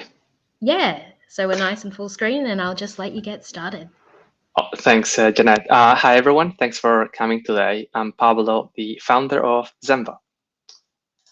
The Atacama Desert in Chile is the driest place in the world, and I happened to grow up there in a mining town. Back in the 90s, as a teenager, I was lucky enough to visit relatives in the US, where I got my hands on a book that taught how to make video games. That's how I got into coding. However, after the first few chapters of the book, I got stuck and needed help. A friend and I called every training center in the city, but none of them offered programming courses that we could enroll into. Giving people access to high-quality learning opportunities, no matter where they live, is one of the reasons why I started Zenva, a Brisbane-based online academy that teaches digital skills in the areas of coding, game development, and immersive technologies. Our courses are self-paced and feature video lessons, downloadable guides, interactive exercises that run on the browser, micro-credentials, and real-world projects. Over 1 million learners worldwide have used our content to support their coding careers and hobbies. And as a company, we have collaborated with leading organizations such as Intel, Facebook, Unity Technologies, the Australian Computer Society, and TAFE Queensland. While many teachers use our platform for professional development, and a couple of schools in the US and Canada use it for their students, our users are mostly individual adult learners looking to start a coding career. I'm happy to announce that we are working on a new solution aimed to help high schools teach digital skills in the classroom. Zenva for Schools will be a new platform with content that is in line with curriculum requirements. The main goal will be to save teachers time by incorporating lesson plans, assessment criteria, and projects. The content will be a combination of the industry-ready courses we currently have and new content built by experienced educators. We have a couple of school pilots in the works, and we're not far from having the new site ready in September. A senior technology teacher will help us produce classroom resources for the Unity engine, and our plan is to then add more programming languages as well as other curriculum topics. We are looking to get as much feedback as possible. If you're an educator and you'd like to try our courses in your school, or even for your own professional development with a free trial or a pilot, please reach out to me directly. We are also looking for resellers and distribution partners who already have a wide school reach, and we're open to collaborating with existing platforms in the space who might benefit from our content. Thanks everyone for your attention. If anyone has questions, I'd be more than happy to answer them. Yes, exactly. And just a reminder to everyone who's watching, you're welcome to ask questions in any of the question boxes, and they'll be coming through to us here, and we'll be asking them in a little Q&A session just after we wrap up with our next presenter. So I'd like to welcome next Gordon from Successful Graduate. And Gordon's going to be telling us a little bit about some of the interesting projects that they've got going on right now.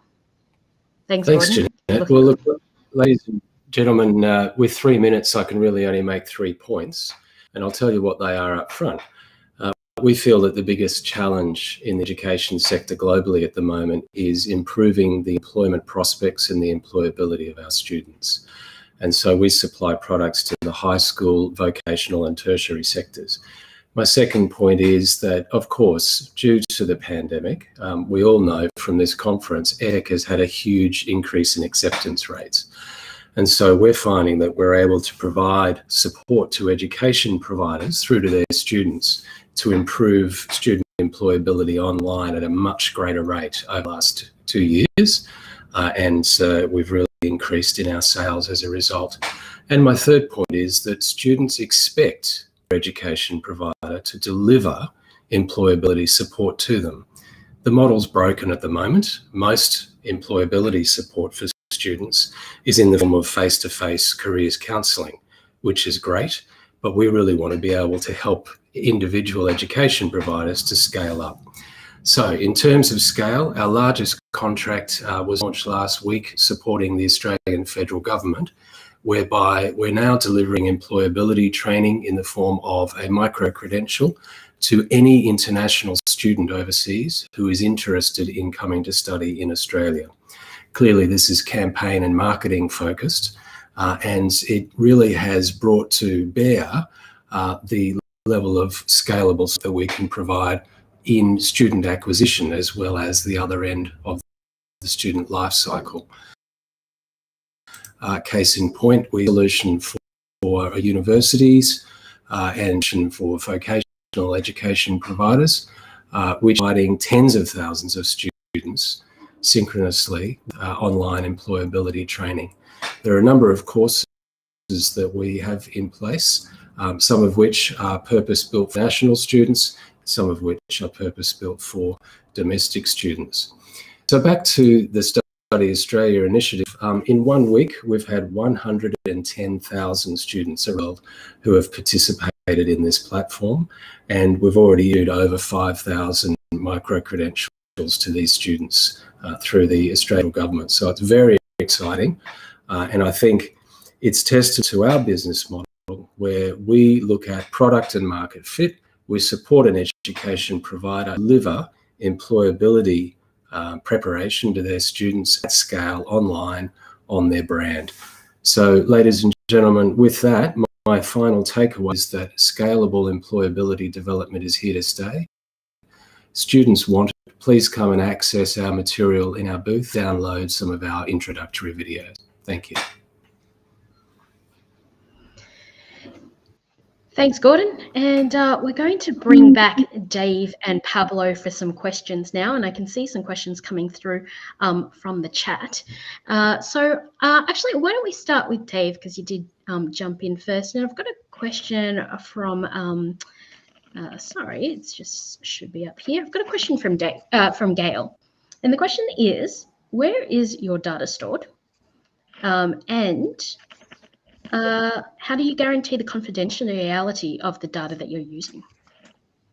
This is the most asked question of us. So we store data in the same country and preferably in the same state that a school's located in. We're one of the few providers that is working in the cloud and is actively pursuing all of the privacy certifications for all of the countries that we operate in. And we are quite transparent about all of that on our website. So if you want to learn more about how we're protecting data and all of the encryption and different layers of security that we use, you can view our help center.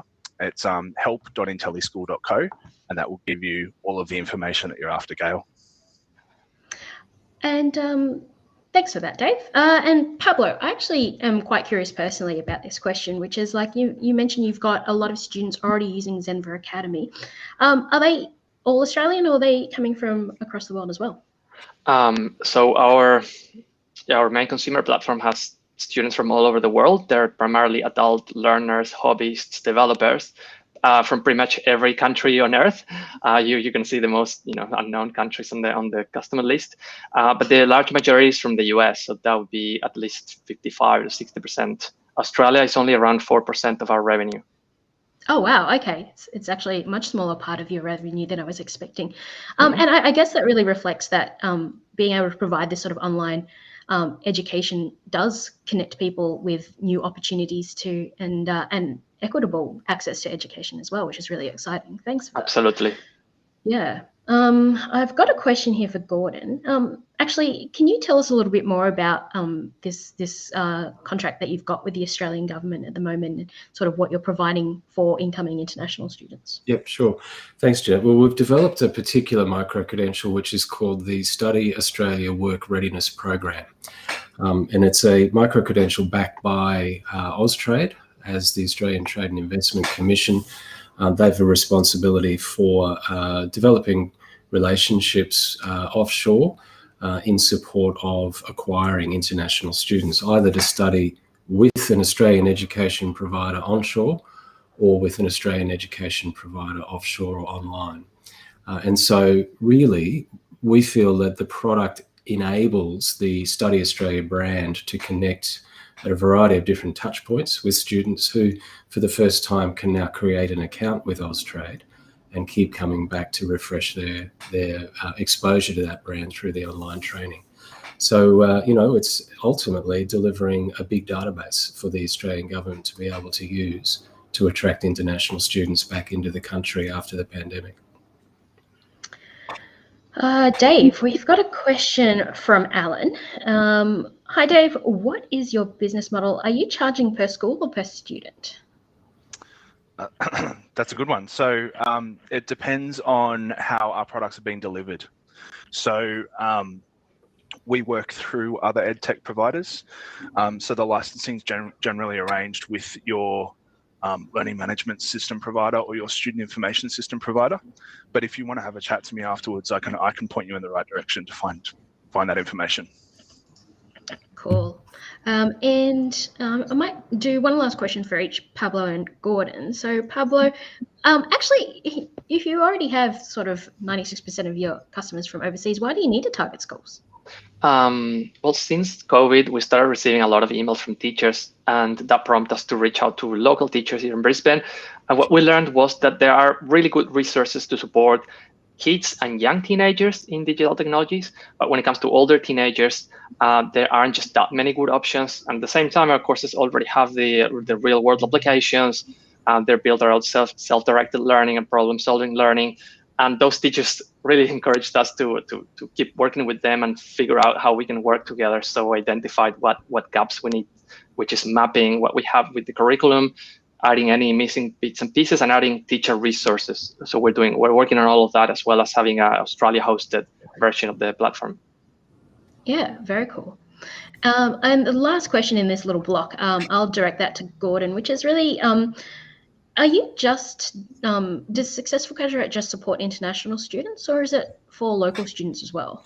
No, my background is in international, but we've got products that support domestic as well. Okay. I set up and launched Study Brisbane, which was one of the city clusters, and ended up on the board of the International Education Association of Australia. So the products were initially developed in response to a lack of employability preparation for international students. But we've since seen with customers that they've got an equal focus on improving the employability of local students as well.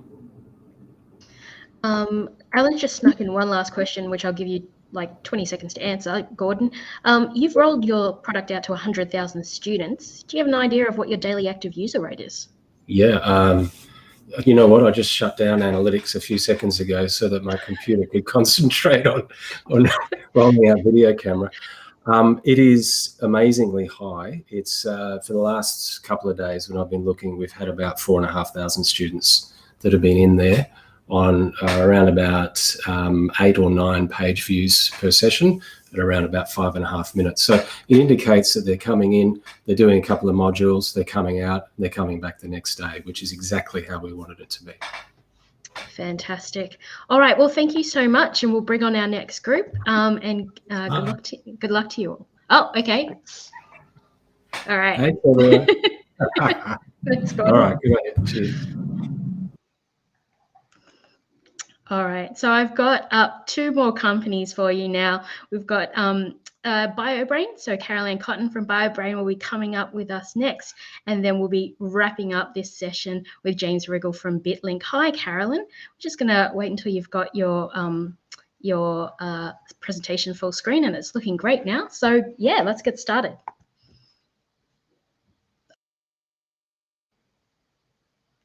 Caroline, I think you're on mute.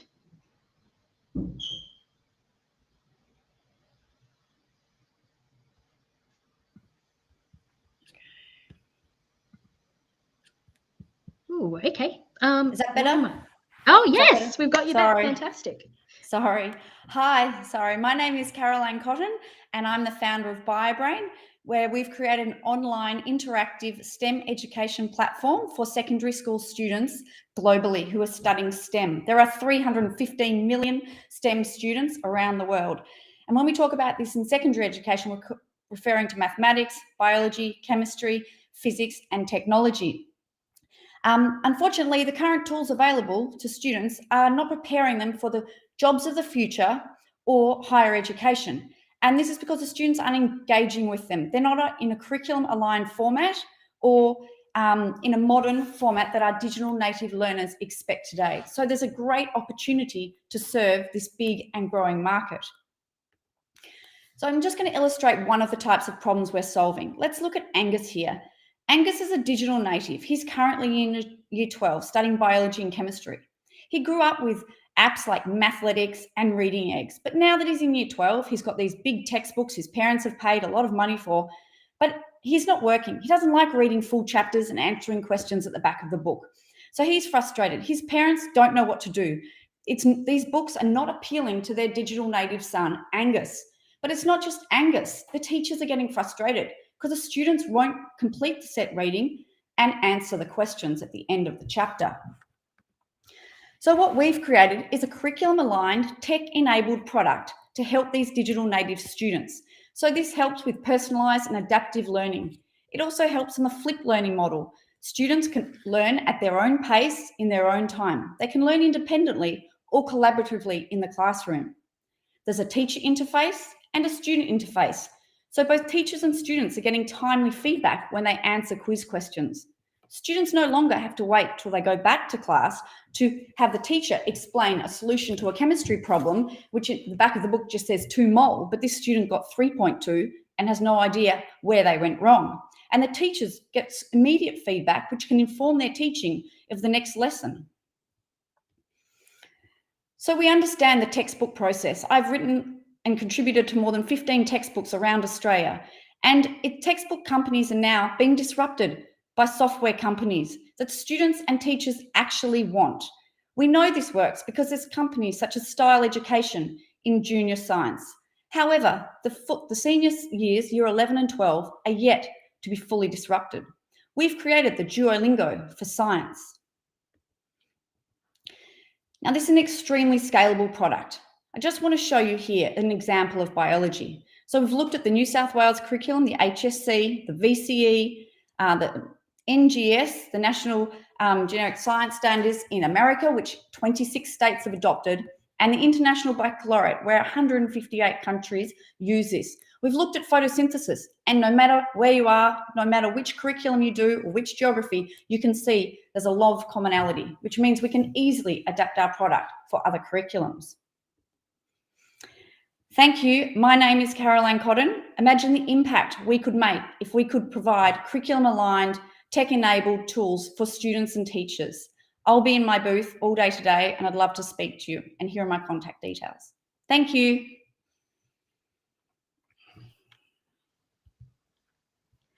Thanks for that, Caroline. That was great. And last off Jeanette. for this session, we'll invite James to join us.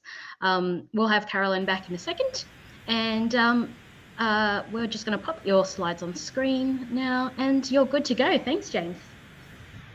Lovely, thanks, Jeanette. So thanks for coming along to these pictures, everybody. My name is James. I'm from a company down in Launceston, Tasmania called BitLink, and what I'd like to tell you about today is an Internet of Things kit that we've been working on for primary schools. Just a little bit of background about BitLink. Troy and I, directors of BitLink, have about 10 years of experience working with STEM education. A lot of that is in informal sessions, settings like after school and holiday programs, running a makerspace at a local museum. But recently we've been spending a lot of time in schools and working with teachers. One of the things that we've seen as we've been working with teachers is that primary school teachers really want to teach STEM and technology in particular in a really engaging way. They love the idea of teaching the Internet of Things and using sensors and devices like that in the classroom. But a lot of them have purchased kits and found that they didn't really work out for them.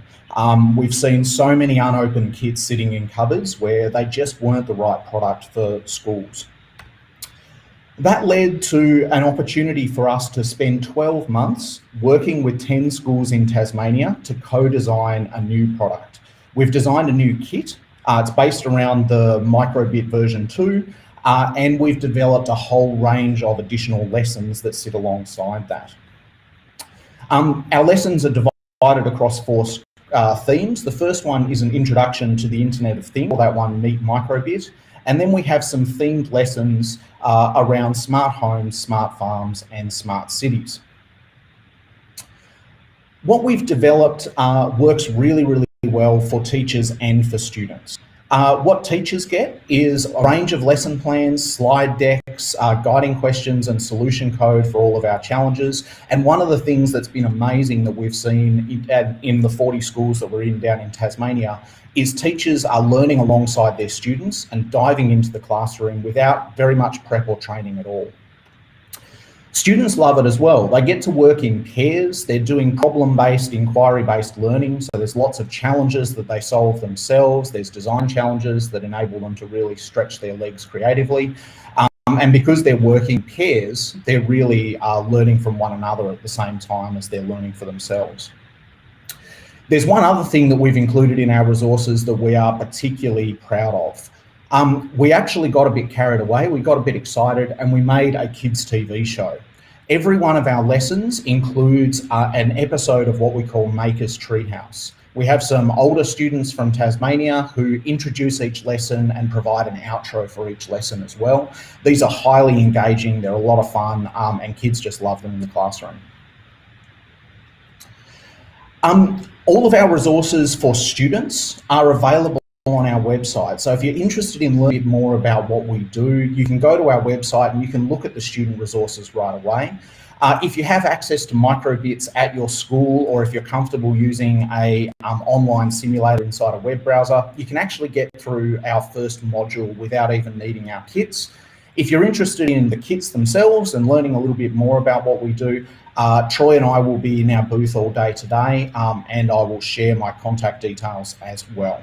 So you can reach us at bitlink.com.au, and you can also email us at contact@bitlink.com.au. Thanks very much for the time this morning. It's been lovely to chat with you all, and we'll look forward to talking to you. Great, thanks James. We're going to bring back Carolyn now, and we're just going to answer some questions that I've been seeing coming through. Let's start with Carolyn. I've actually got a question from Tuba, who's just asked, how is BitLink different from just using a textbook? How's the app going to help us? Vibrate. That's all right. I apologise for that. Thanks for your question, Tuba. So currently there's a number of textbooks that have online, but they're mainly just scanned, whereas we've got the information broken down under each topic in 3 levels. So students can start at the beginning. Once they master level 1, then they can go into level 2, then they can go into level 3. So they can work at their own pace.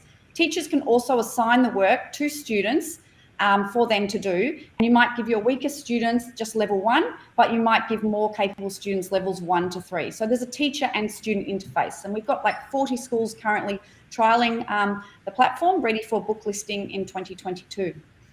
Fantastic. So this is the actual BitLink, not the bio brand. Apologise for that before. James, tell us a little bit more about that co-design process that you went through.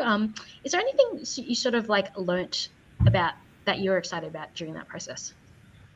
Sure. Look, I mean, I feel like it was an enormous luxury to have a lot of time to work with a lot of teachers, and we really enjoyed practicing what we preach in terms of going into schools, doing design thinking, actually working with teachers, and kind of doing this for real.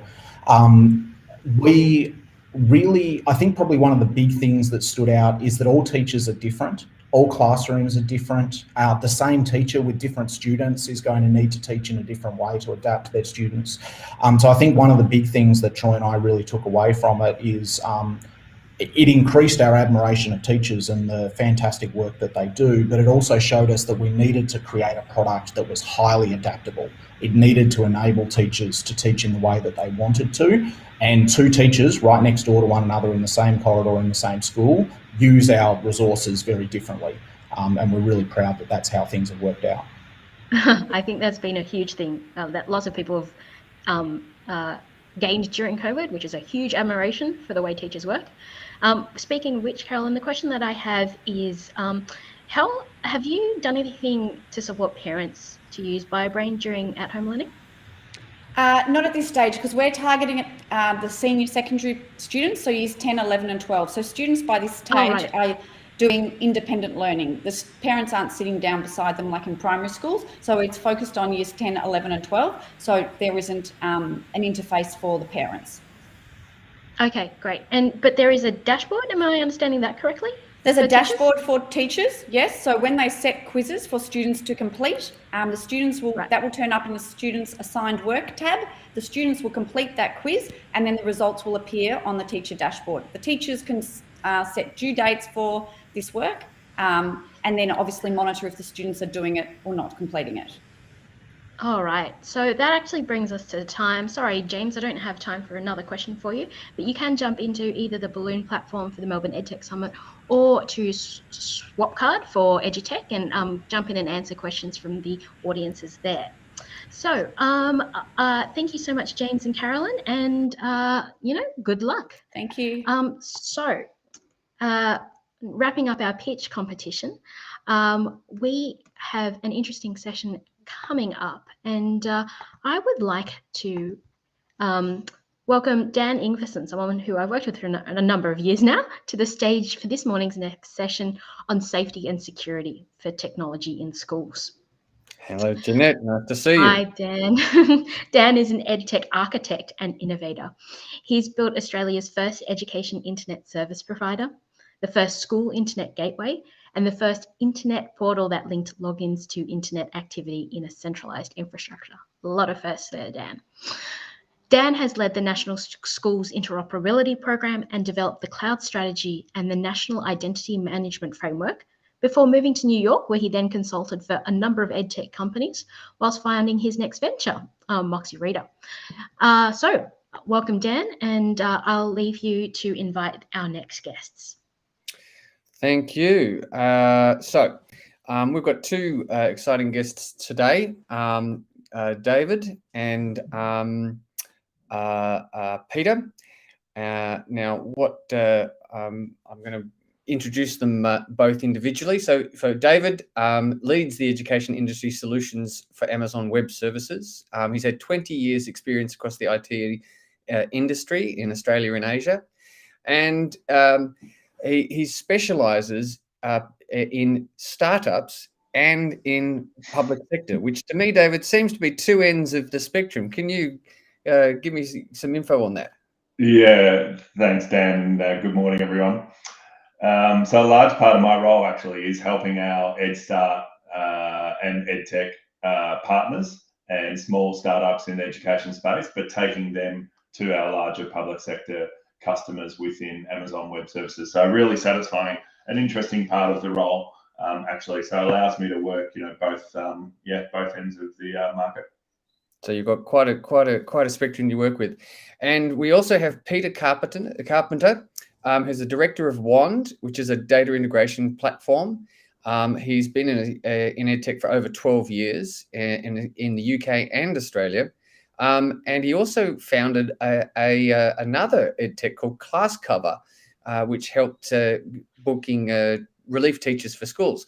Peter, tell us, how did you come from that all the way into data integration? Yeah, polar opposites, really. I think I approached the integration sides and moving into one really was a direct challenge of one of the factors we had with class cover, where being able to, as a, again, third party, which as David mentioned, a lot of the EdTech startups are, being able to access data from a school's source of truth was a massive challenge for us. So after sort of moving out of class cover, the opportunity came up for WAND and to expand into APAC, and it sort of aligned perfectly from what I've faced for 5-6 years, being able to now be on the other side of that to help startups in that method to ease some of those integration burdens.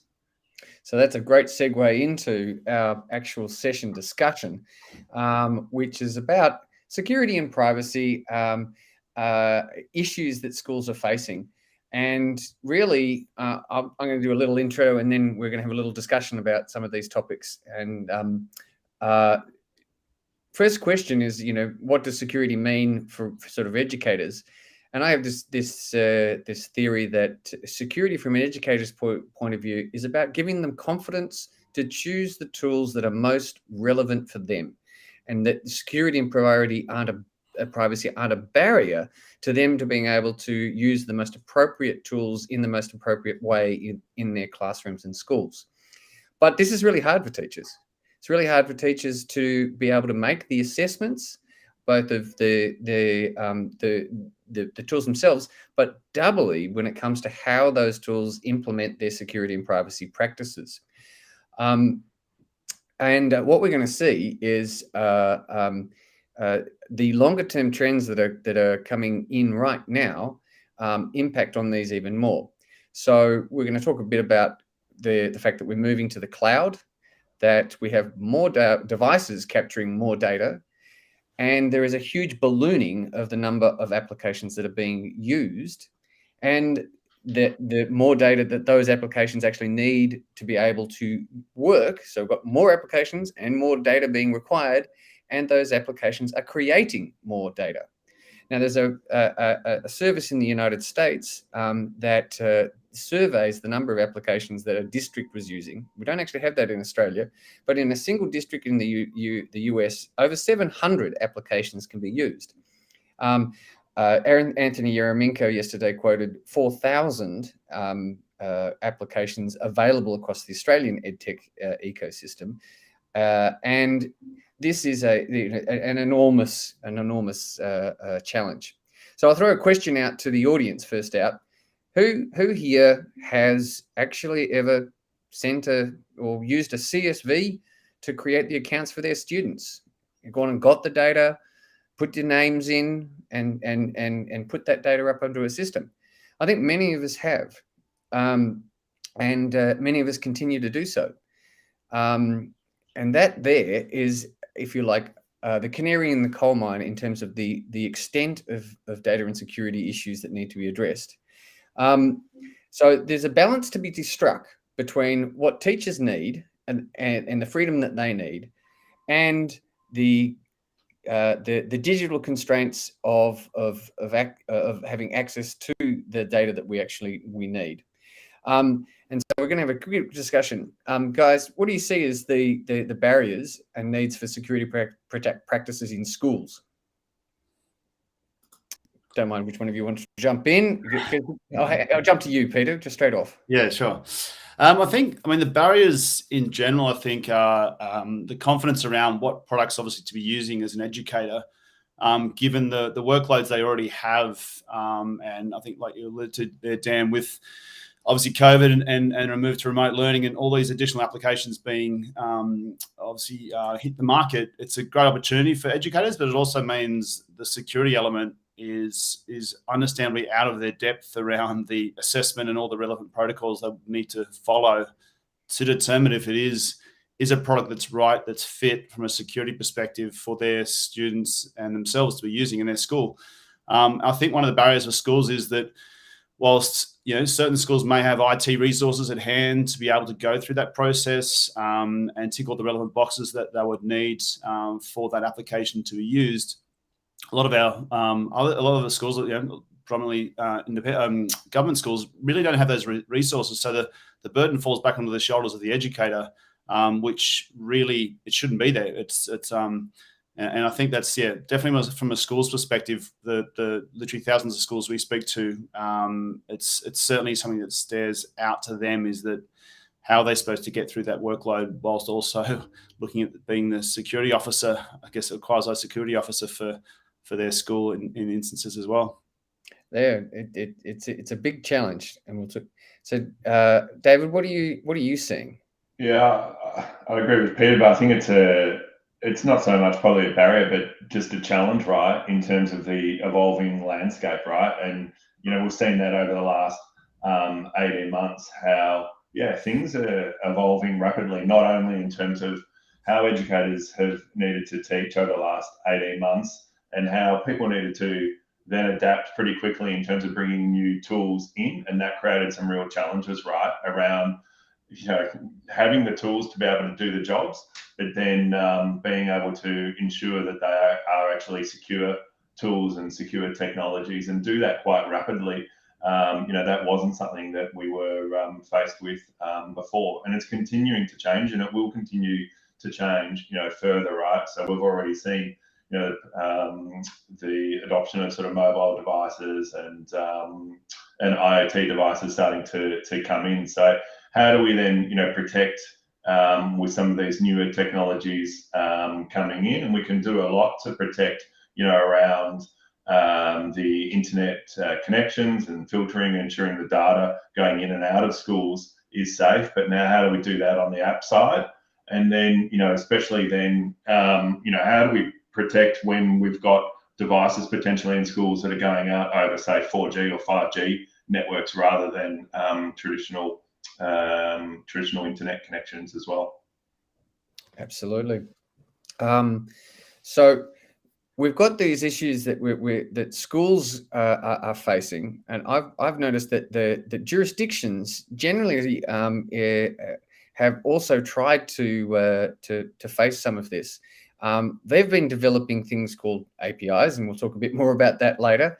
And these data integrations are being put forward with sets of trusted applications. But that's a small list of applications as it currently stands. So, David, coming to you first of all, what do you think we can do to help EdTech vendors in this environment? Yeah, so I think from a jurisdiction perspective, just having some frameworks, right, in terms of, what are the expectations and what are the standards, and really giving, the guidelines both to schools, but also then, to technology providers as well. So whether they're application providers or infrastructure providers as well, if we're all speaking the same language, then it makes it a lot easier for us to ensure that the right standards are being met. So I think those frameworks to start with are pretty important. And what about jurisdictionality? Where the location of the data is kept? Yeah, absolutely. So, I think number one, right, schools need to know where that data is being kept. And then when schools are working with providers, that it's very clear where those providers are keeping that data as well. And that you've got, rights around, before any data is being moved, that you're confident that you're being included in those decisions, or in fact that the data can't be moved from one jurisdiction to another. So I think just being very clear around where that data is being kept and having options around that is key for sure.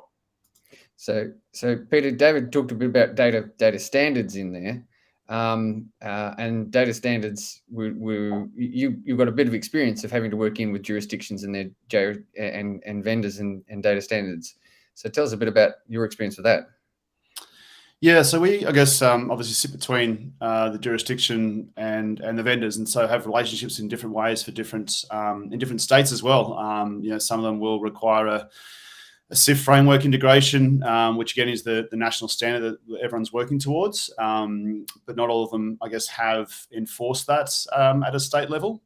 Those that have, I think, is certainly are in taking the right path, and everyone's moving to that direction. But I guess the challenge, sort of, as I mentioned earlier about the schools, is that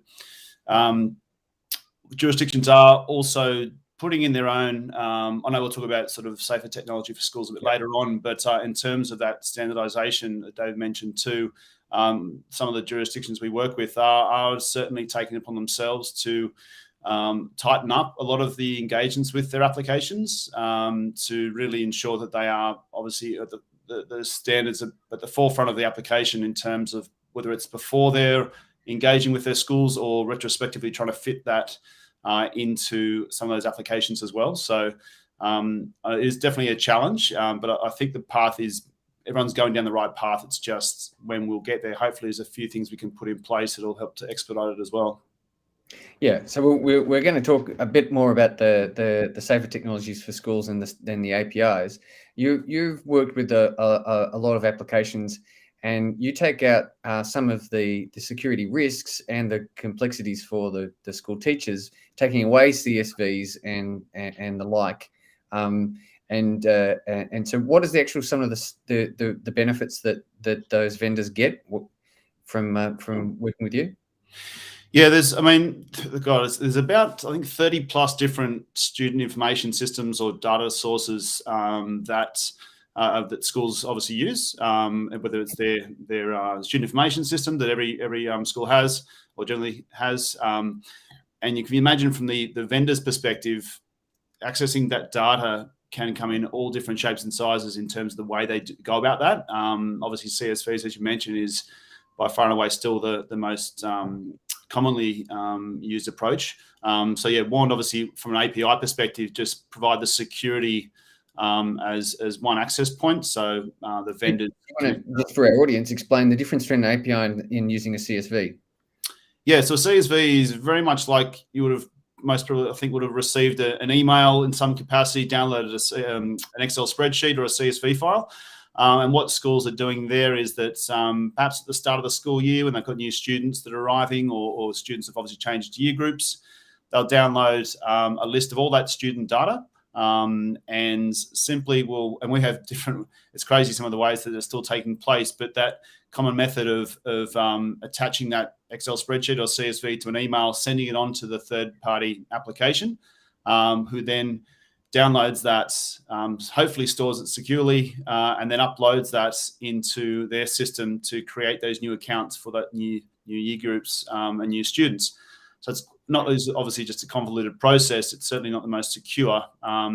So from an API perspective, is very much, if you can think of like an access point that the development team at an application level would simply connect to. So they would say, I want to get access to the student information, and they would do the development work to interact essentially with that endpoint. And obviously this is all secured and controlled by the school. So just like a school would send a CSV file, they would then approve an application to access that specific student data from the API.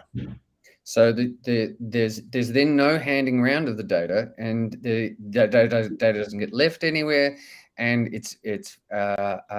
and approvals have to be given for that to be done. So implicitly, it's a more secure process, but it's also a more automated process. So there's less mistakes that get made, and there's less work for teachers themselves.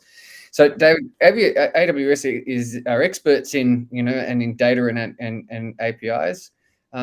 Tell us a bit about some of the projects you've been on. Yeah, sure. Thank you. So there's two ways actually that we work in regards to protecting data and protecting schools. So number one actually is with the infrastructure that we supply directly to a lot of schools across Australia and the world. Actually, over 1,500 now institutions directly use AWS for cloud-based infrastructure. And then we also then provide a lot of our cloud infrastructure to our partners, such as Wand, for instance, and enable them to build their services on top of AWS, which are then provided directly to schools. So I think the really interesting thing for me now is like the different types of projects that we're involved with schools from AWS. So everything from that kind of more like traditional infrastructure perspective. So, you know, Department of New South Wales Education, for instance, we power a lot of that infrastructure, to then sort of more of the, I guess, more cutting edge and interesting solutions for me around artificial intelligence and machine learning. So University of Auckland, for instance, we've put through we've helped them with their digital transformation. And they're now doing a lot of sort of image recognition and starting to look at sort of some of the speech recognition. We're doing a lot of contact centres now for schools and universities across the region, and virtual proctoring, virtual classroom, especially then again over the last 18 months now, where we've been looking at more of some of these remote technologies, using some of that artificial intelligence and machine learning and using those in a very safe and controlled way to make our learning experiences easier to do in a remote sense, but of course safe and secure as well. So what it sounds like to me is that you provide a capability that makes it easier for EdTech vendors to be able to make secure and controlled applications, and Peter is the conduit to make sure that the data remains secure from the local student information systems across to all of these other applications. So we've got a question in there from Kishore. Peter, could you list a few of the key applications that support WAND? Yeah, so in terms of the application vendors that integrate with us, a range of different products we work with, from sort of Education Perfect and Mathletics through to SchoolStream, PassTab, EdVal. Yeah, a huge category. I guess the different categories vary from, again, various products that a lot of teachers in the session today will no doubt have come across, all the way through to the timetabling products that, and learning management systems as well. So it's a real breadth of product and a real breadth of data requirements you can imagine, from a more simplistic application through to something like a learning management that has a wide breadth of student names through to medical information. It's just all dependent upon, obviously, the functionality that the product offers the school, really. So, and for a full list of those kind of things, you can obviously go to WAND's website. We've got an interesting question asked by Thurston, which actually falls into the whole next section of this discussion, which is about, what data.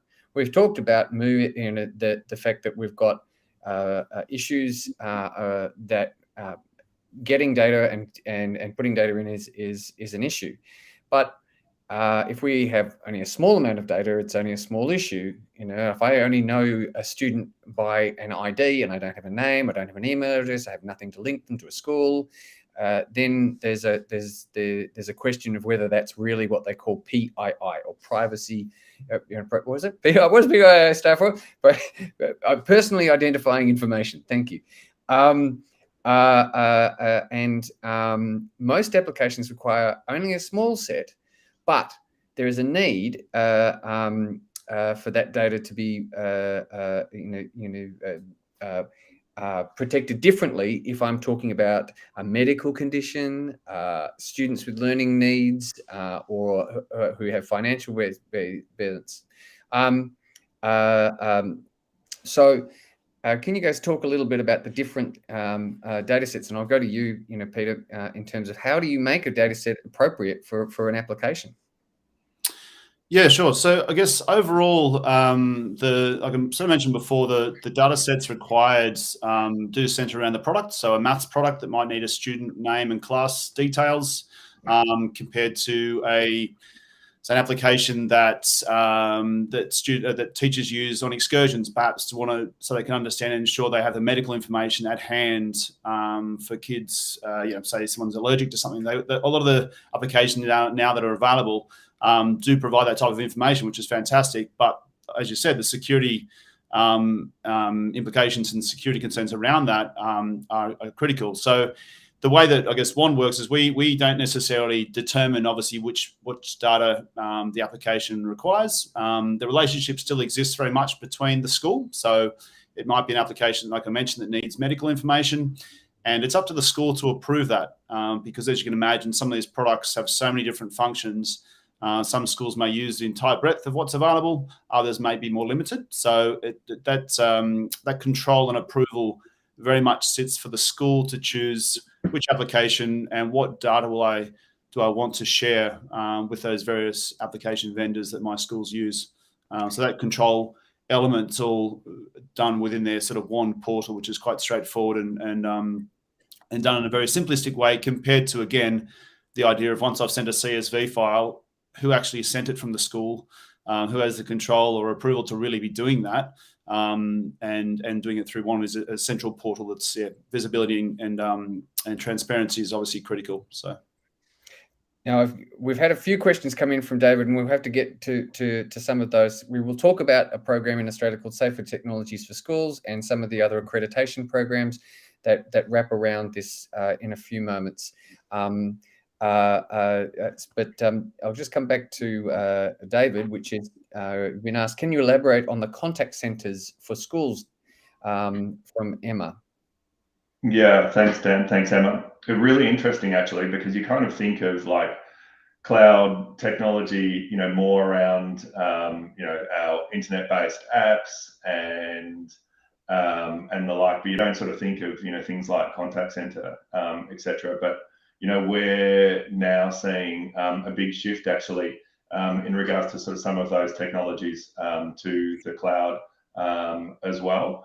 And a big pickup actually, through sort of the last 18 months over the COVID area. There are cloud-based contact centers now that can be deployed from AWS. We have Amazon Connect, and that can be deployed within 30 minutes to build a contact center for a school. And it's the same technology that's being used to run, National Australia Bank or some of the largest government contact centres across the world, but it scales right down to a K-12 school. And where we see that being used was, again, like through COVID, where, we had a lot of people calling up and asking the same question, right, to our poor administrators at school. So we're able to set up these contact centres, have some automation from a cloud perspective put in there around, say, frequently asked questions, being able to identify if you were a student or you had identifier as a parent, you could put in a particular code, or even through voice recognition, we could recognize who you were, authenticate you, and provide then, the relevant information around, what are the school opening hours, or how we're dealing, with COVID for that particular school in that particular jurisdiction.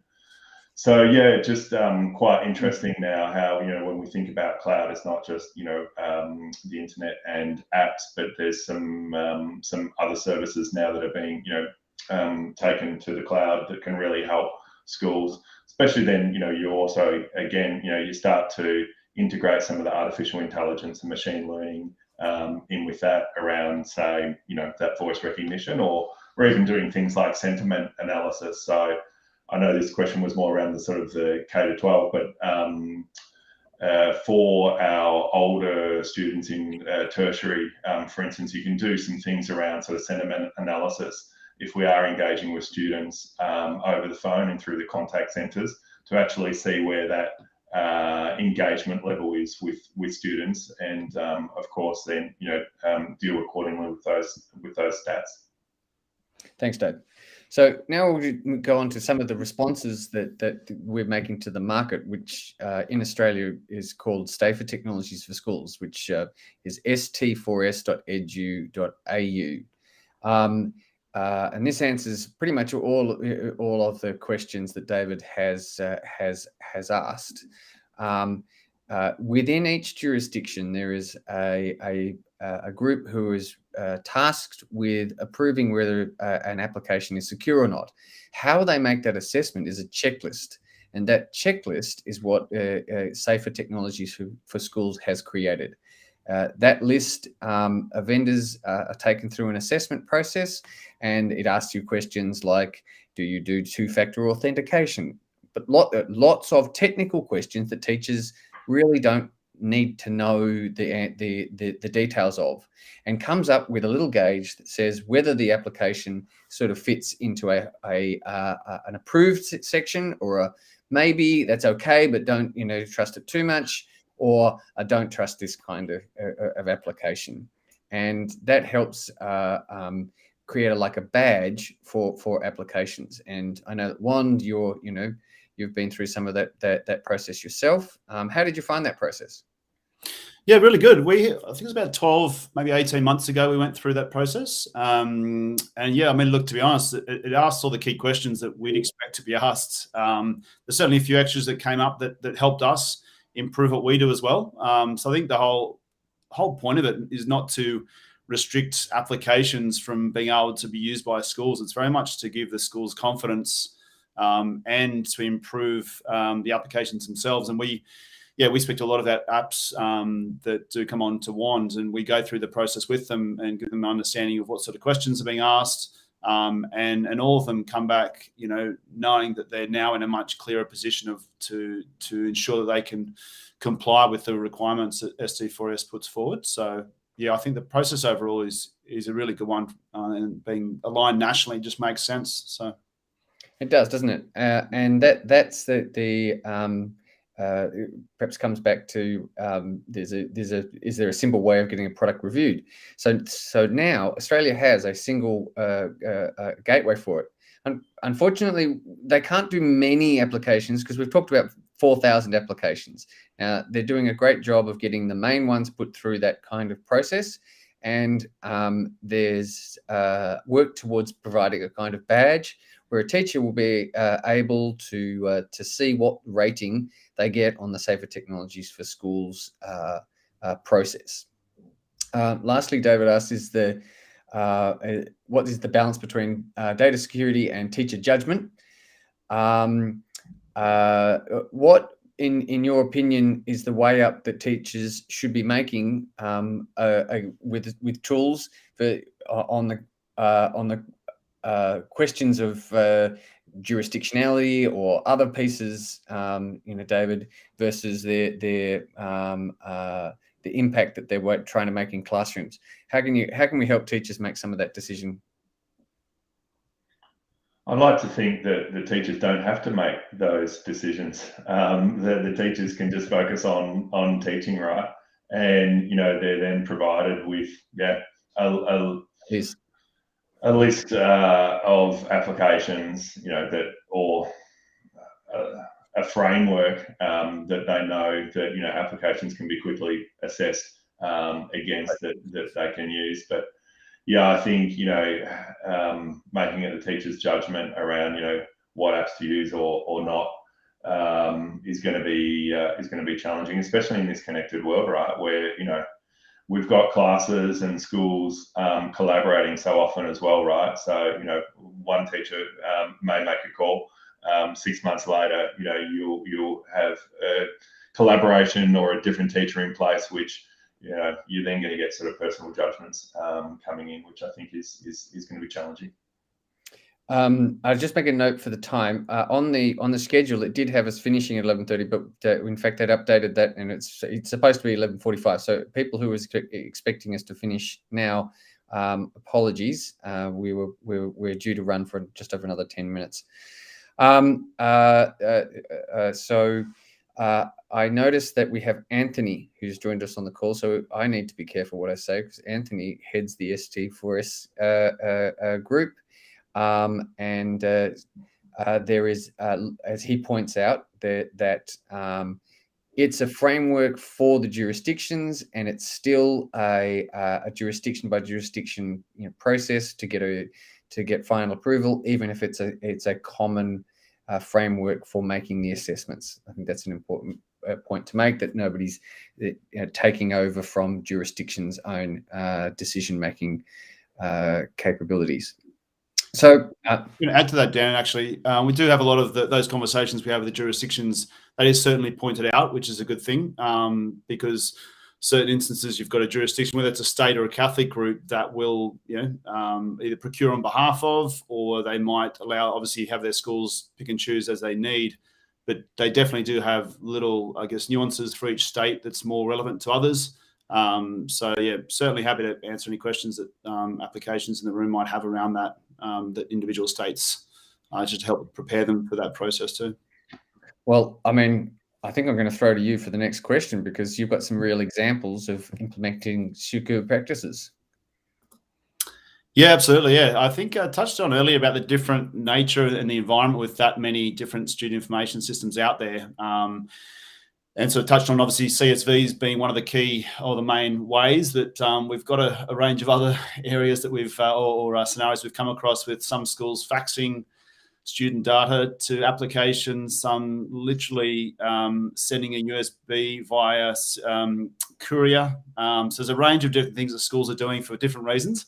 And of course, others that do have the IT resources available, creating their own scripts and direct integration. So I think a real mix of things that go on. But I think probably a couple of different examples. One, just very quickly, we had one school that's got about 1,000 odd students across a couple of campuses.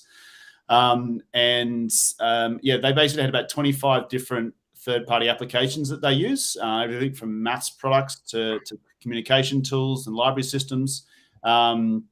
And they would have one person every term would download the different CSV files from their student admin system, make the relevant changes, and then send them off to those 25 independent or individual different application vendors. And so obviously security, major concern in terms of that many variations being sent. Obviously the fact that it's being stored in different ways, and of course the admin time, let alone everything else. So it's a pretty crazy process and example. But and then on the other extreme probably is we've had independent schools, one in All Saints in college in WA, who I've sort of mentioned in the past, they've always done their own direct integrations with obviously IT resource at hand, which is obviously a great thing to have, but they spent a lot of time on those direct integrations, which not only creating but maintaining. So yeah, we've certainly helped eradicate a lot of that, which is obviously a good thing for the school and for those vendors we talked about earlier on. From the vendor perspective, yeah, integrating with one API provides a more secure method for them to receive the data as well. So it's pretty interesting the different ways that different schools operate for different reasons. But it's certainly alarming in some ways in terms of what they are currently doing as well. So, indeed. So,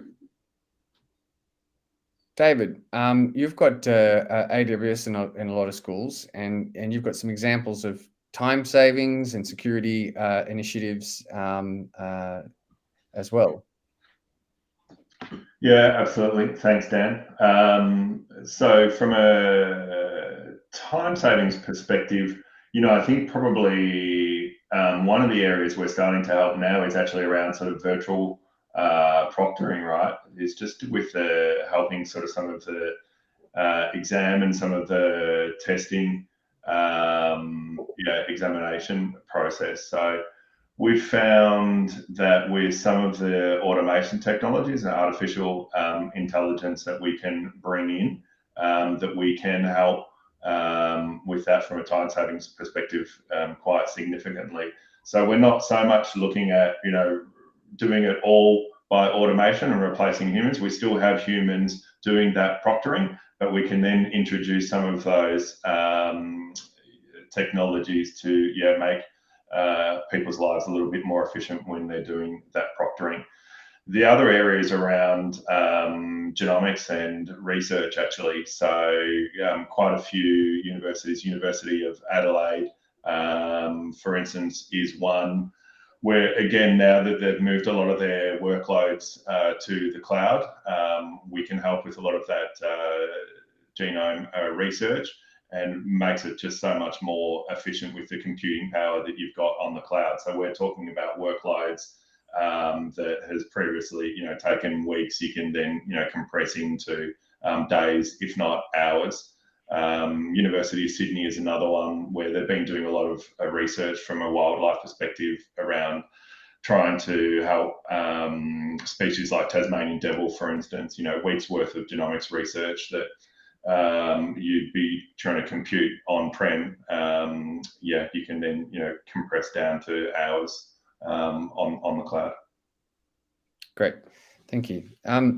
So we're coming back around now, and before we're starting to close out, Peter, if you had sort of a magic wand, and could wave that to help improve security, privacy, and make teachers' life easier, what were some of the things you'd like to see? I think obviously ST4S we mentioned before, and really looking forward to seeing as that expands nationally, as obviously one component, as we mentioned. I think from one's perspective, what we can hopefully look to do in helping in that is put in sort of various controls as part of the development process for our application vendors we work with, so that it'll help also expedite the process. And for those that haven't gone through the ST4S certification, it also will give that confidence to the teachers that are using these products, that they have had all the major key elements, I guess, being ticked off or they're compliant with. So yeah, there's a few things we're putting in place around that I think will just give confidence to the school and the educator, but as importantly, provide the right security and methodology and put that in place at an early stage, not trying to retrofit it towards the back end of when they've engaged with the school. And where do we see this amplifying education and innovation? Dave, how can these services help achieve that? Well, I think once you've got that secure environment, right, then you've got less time, worrying about, is that data secure and are we keeping it private? It frees up your time to then actually, go and innovate. So the services that, AWS are providing, along with our partners like WAN, for instance, around identity and access management, data protection, network application protection, threat detection, continuous monitoring, all of those services, you have those in place. It's less time that you're going to have to spend, from your own school's perspective worrying about it. It actually then frees up the time for innovation. And then when you're innovating, you're doing that in a very safe place as well. So yeah, I think that's key, is just actually then, providing that safe environment and freeing up the time to actually then go and spend time on the interesting stuff. And if you, what would you say some of the interesting other stuff is? Yeah, I've mentioned a couple of them around, virtual proctoring, and I think actually now key for us is really around student engagement, especially over again, what we've seen over the last 18 months. So that's a big area right now, is just as we sort of switch to this hybrid model of, in class and more towards the digital learning, to actually ensure that students are coming along for that journey. So are they actually really engaged? So we've got, quite a few technologies from an AWS perspective. I touched on a couple of them earlier around, say, sentiment analysis, how we can then actually tell, when students are engaging through the different technologies. That gives us signals to tell if they're engaged or not. And we've got a lot of, then again, great AWS partners who have come through that EdStart program, a lot of them. Some of those partners like Cenote, for instance, who are then specializing around student engagement. So they're taking data from lots of different sources. So from your LMS, around participation rates, what time people are logging in, the type of engagements they're having, and then they're able to then work data models on all of that, map it against algorithms that improve and evolve over time, and then come forth with the different insights around what students may be at risk. And I think that's going to be key over as we move forward, highlighting which students are at risk and which students we can help. And I think that ties everything up very nicely, because it says that we need the data to be automatically made available, but be secure at the same time for the kinds of services that will help our educators know what facilities are working best for their students, what they're most engaged in. So, David, thank you. That was a really great wrap up. That means I think we've got comments that are well supported through here from Emma and Wand. I'm sure Peter, you've probably got yourself some extra customers here for making things simpler to get the items provisioned.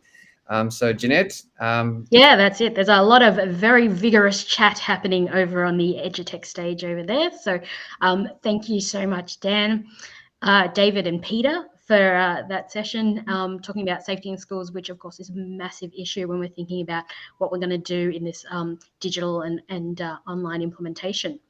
So thanks for that session, and we'll actually be moving on to what I think is one of the highlights for our program, which is going to bring Martin Dugenis, one of Australia's leading EdTech entrepreneurs. Martin will be in conversation with Jack Goodman. So please allow me to start by introducing Jack.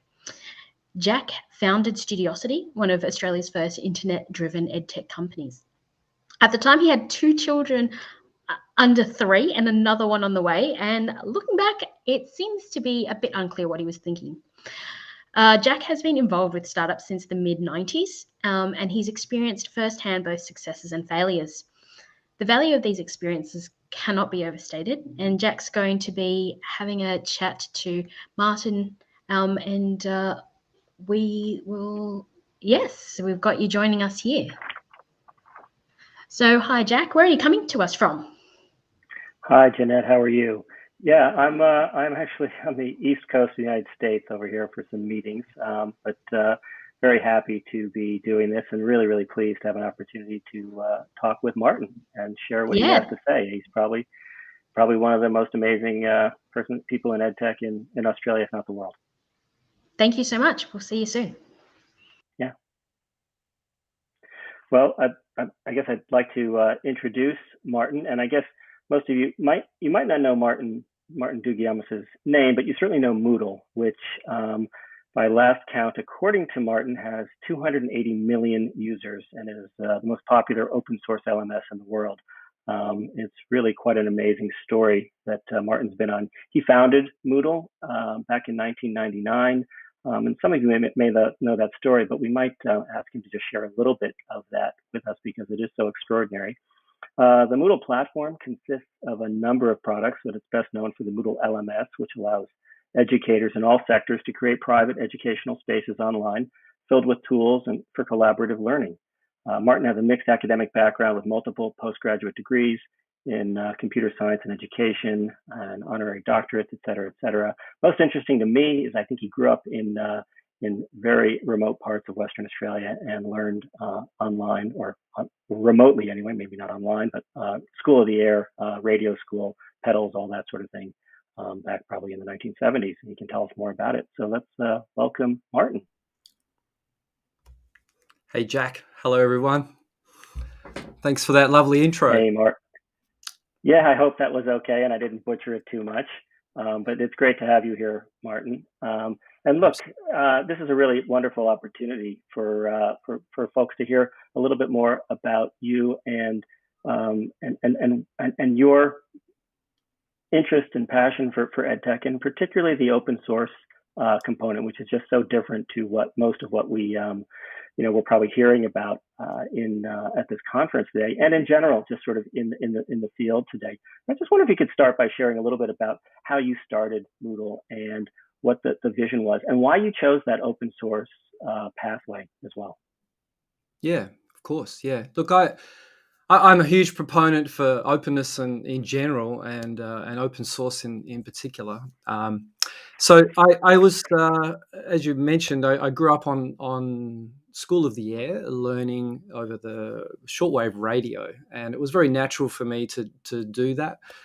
Later on, when I was in Perth, and I got a job at Curtin University, and I was helping with I had a job as an internet consultant, basically, with the very early days of the internet. This is in the later part of the 90s, helping academics grapple with the internet as it was. And, this is the very first browser, Netscape 1.0, that everyone was using. And I knew that the internet could be this really wonderful two-way collaborative space. But the early browsers were very one-way. They're like, here's some data, just browse. But I'd been using it already for years before that, since the 80s, in Moos and MUDs and, of course, all these sort of text-based tools. And I knew it could be very collaborative. And so there were no tools around to actually start making education happen now how I knew it could happen. So I started building things and started using my teachers at the university, and I started teaching a course as well, and as my guinea pigs, and studying that and building up the tools which eventually became Moodle. So the current Moodle that we're all using is the third prototype that I had, and that's the one that took off. And the reason why it was open is, for me, it's a very natural thing. Most of the internet, it's like an iceberg. The 90% of the internet that runs the thing, the actual infrastructure, is all open source. All the billion-dollar unicorn companies are completely dependent upon Linux. Amazon's it's all Linux, all Unix, right? A lot of the software that makes things happen, things like all the protocols, SMTP or email, all of that is completely open. No one owns that stuff. It's agreed standards. It's open sharing. It's an academic viewpoint of, hey, I've discovered something. Let's share it with the world. And Moodle grew out of that as trying to build an infrastructure, a platform on which you could conduct online learning and online classrooms. And it meant that I too was also had very young children when I was starting to do this, and had no resources and no investments, and in fact I was living on a scholarship. I left the university just to focus on my PhD and build Moodle, and so I was living on $16,000 a year. And despite that, using the open source world and the open source ethos, able to amass thousands of developers to help with this project, and the amount of energy that there is around just needs to be shaped and brought together around a project that makes sense, and that works for Moodle, it works for Linux, it works for thousands and thousands of software projects out there. Yeah, I find it amazing, and I think it's a beautiful story, and the fact that you did this, as just out of your own personal, interest, passion. You were following your own curiosity, which is such a great way to find out what you're really interested in. And I think not enough people do that. Really, they look for an idea and think, oh, is that something that's commercializable?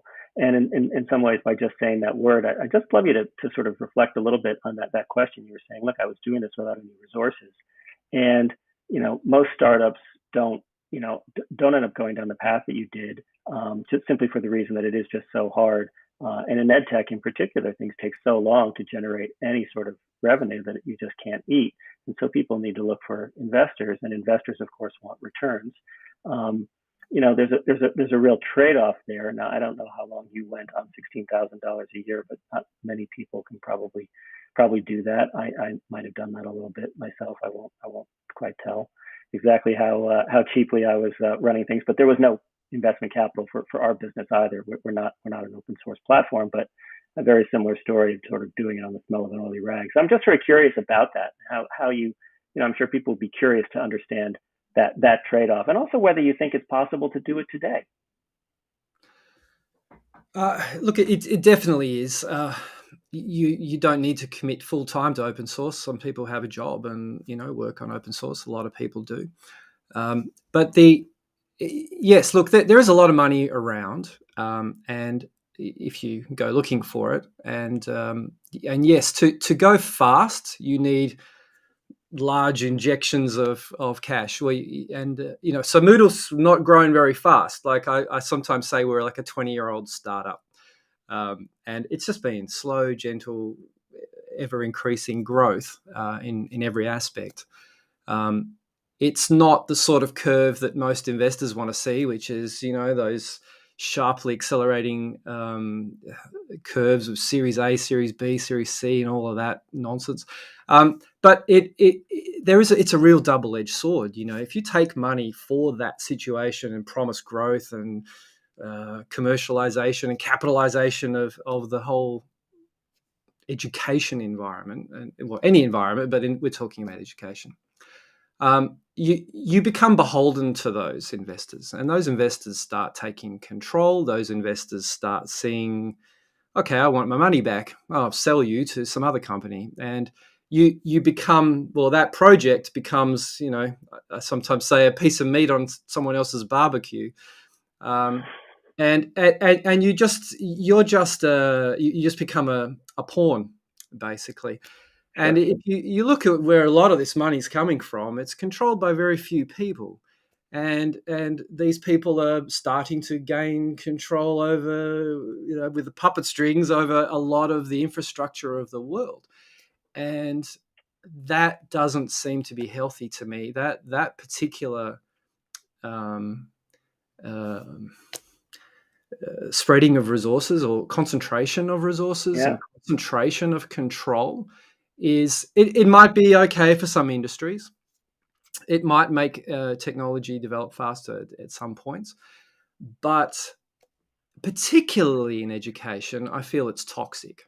I think education is not just a commodity. It's literally the thing that makes us human. It's fundamental to being on this planet, being part of this culture, being part of this species. We all have a lifetime, right? We all live for a certain period.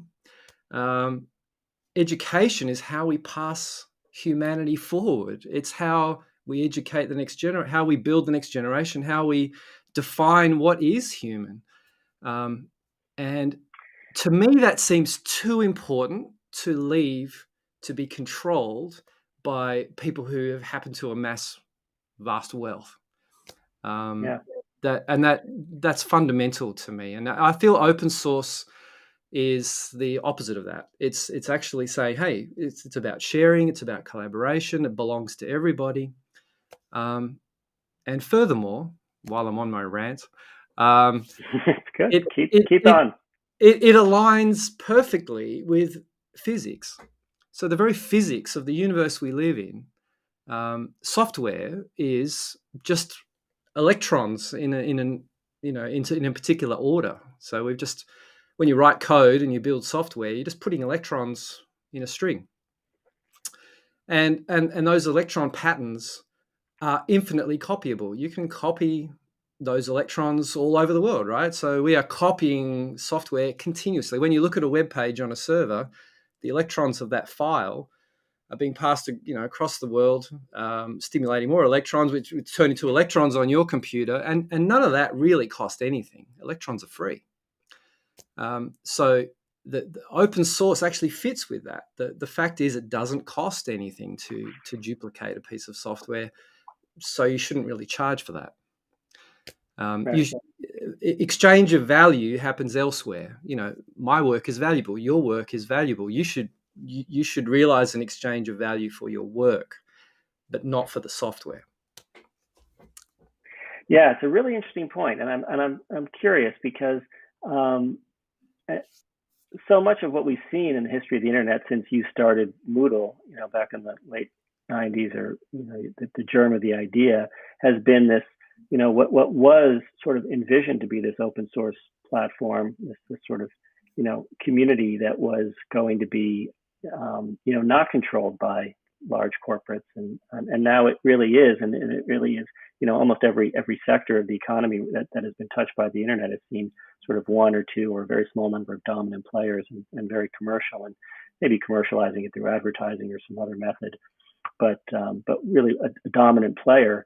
And I wonder if you think that's potentially likely to happen in education as well. It's been probably one of the more resistant sectors to technological innovation for all the reasons you said, but it does seem to be happening, and the pandemic seems to be accelerating that. What do you think? Well, yes, there's definitely a tendency to control. I mean, you look at most large companies run by boards, any sort of the company, and they often, especially when there's investors involved, and they always talk about growth, and they're always infinite growth. It's always growth. There's no one goes, oh, we want to grow to here and we stop. It's always like infinite growth. So there's always this like takeover mentality that we need to win the race somehow and take over. And it's an interesting ecosystem that we've built on the planet. So I do see that there is a lot of power out there. A lot of marketing can be very powerful, but there's also, as we've all been experiencing on the internet, especially in the last few years, a lot of fragmentation going on as well, and a lot of people doing things in groups. Like, because we're operating more globally, you can have millions of people doing something very niche, and there are a lot of a ton of very interesting projects and in the open source world, and which I'm mostly familiar with, but in all areas. So I don't. I really see that. I'm a firm believer that the openness will win out, because I feel like it's well, and even if it doesn't, it seems like, as you say, you certainly found a niche, and more than just a niche, with 280 million registered users. And I think, as you were mentioning me before the session, that's only a small fraction of all the Moodle users, because not everybody who downloads Moodle registers their site, and so there's potentially the best information we have. We haven't done this study, but it's like about 2/3 of all universities in the world use Moodle. Right. So I can imagine they might also have some other LMSs as well, but there's certainly, obviously, I mean, you have built something where the electrons really have flown for free, or maybe not entirely free, obviously, because I assume you're eating and living off of more than $16,000 now. But maybe we could just sort of shift the conversation just a little bit and just talk a little bit about that vision that you've had about open EdTech, and because it really is a sort of countervailing sort of principle to the vast majority of what we see in the sector, and what that really means in your mind. And I gather I've come across it looks like almost like a passion project with the Open EdTech initiative that looks like you launched or were involved in the launch of just before the pandemic, and it might have got put on hold a bit because of the pandemic. But I'd love to hear, maybe you could just share your thoughts about that whole Open EdTech movement that you're trying to spark. Yeah, thanks. So yes, it has been on hold. We were hit very in a good way, very hard by the pandemic last year. Everybody suddenly jumping online, everyone grabbing tools. We were swamped. All of our partners that are part of our ecosystem, and us ourselves, we had to scramble and change and do a lot of things. It was a fun time, but it was actually all increase of activity. And so I had to kind of not work on Open EdTech so much. I just all focus was on supporting Moodle and supporting educators where we could. But Open EdTech is my plan to bring together similarly minded organizations. So EdTech, open education technology, is pretty self-explanatory, and create an association. And it's in Brussels, the association that the membership are primarily these open education technology organizations. That to become a member, you have to fit criteria. That means you really are open. That you have a sustainable business model, and that's really important. A lot of open source projects fail because some idealist goes off, writes code, they do it on their own bat and they write some code and maybe get a group around it, and then they move on. They need to find jobs, they need to support themselves, and they leave the project. And the internet is littered with thousands of failed open source projects as well. Mm-hmm. But if you build in a sustainable business model and you make sure this project can exist and feed itself and grow of its own, then that's necessary.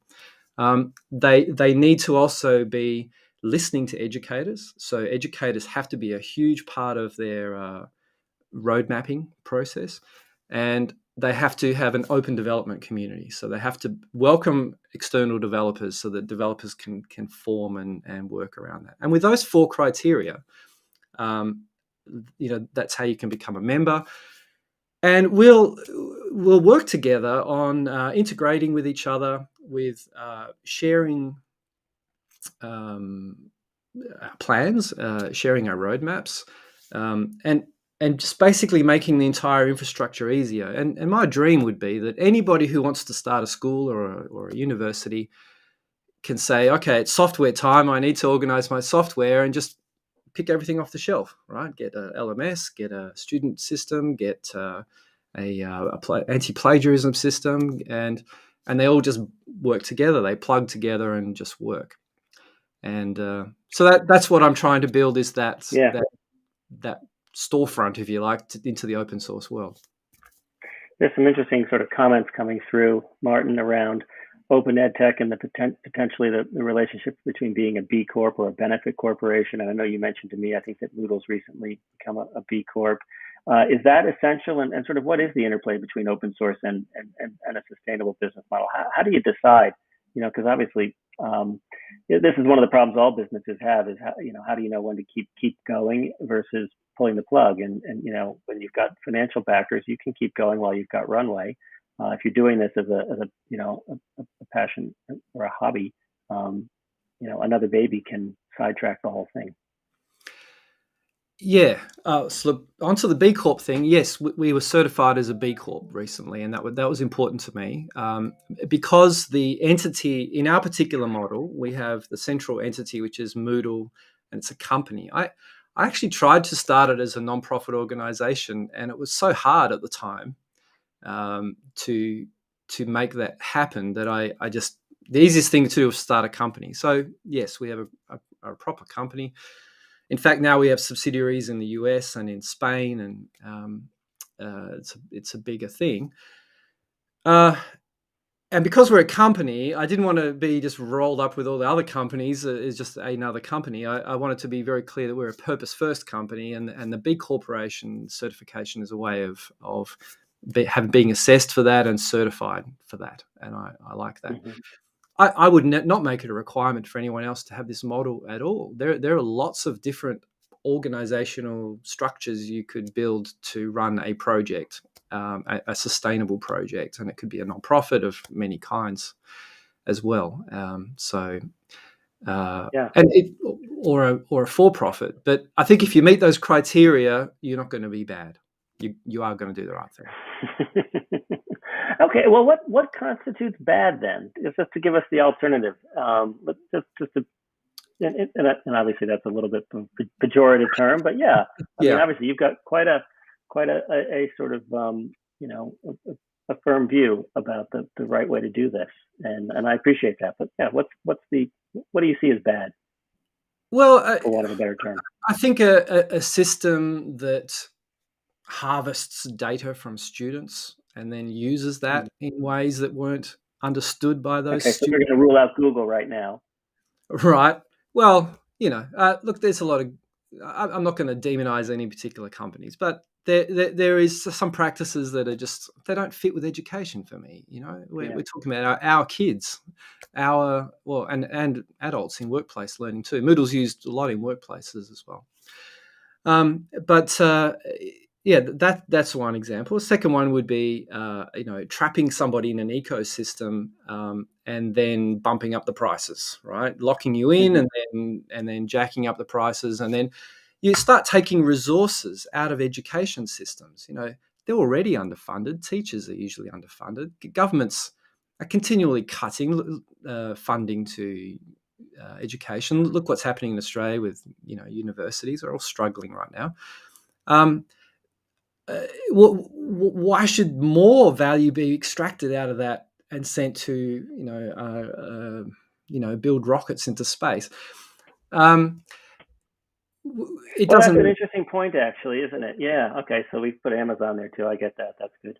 We're building a list of the folks on the other side of the ledger. For example, there's a few people For building example. into space. Yeah. But, that's look, good. But what I was going to say is, but it's not that. I mean, I agree. I mean, there's public education woefully underfunded in many places, and universities in many instances struggling. But there is a lot of haves and have-nots in education. It's probably one of the greatest sources of inequality that we face in society, is that some educational institutions are enormously wealthy, and then there are others that have almost nothing. Do you feel like as part of your mission is to try and make sure that you level the playing field as best you can for those that have next to nothing, whether that's schools in developing parts of the world or public institutions, TAFE? I know just about every TAFE probably uses Moodle, for example.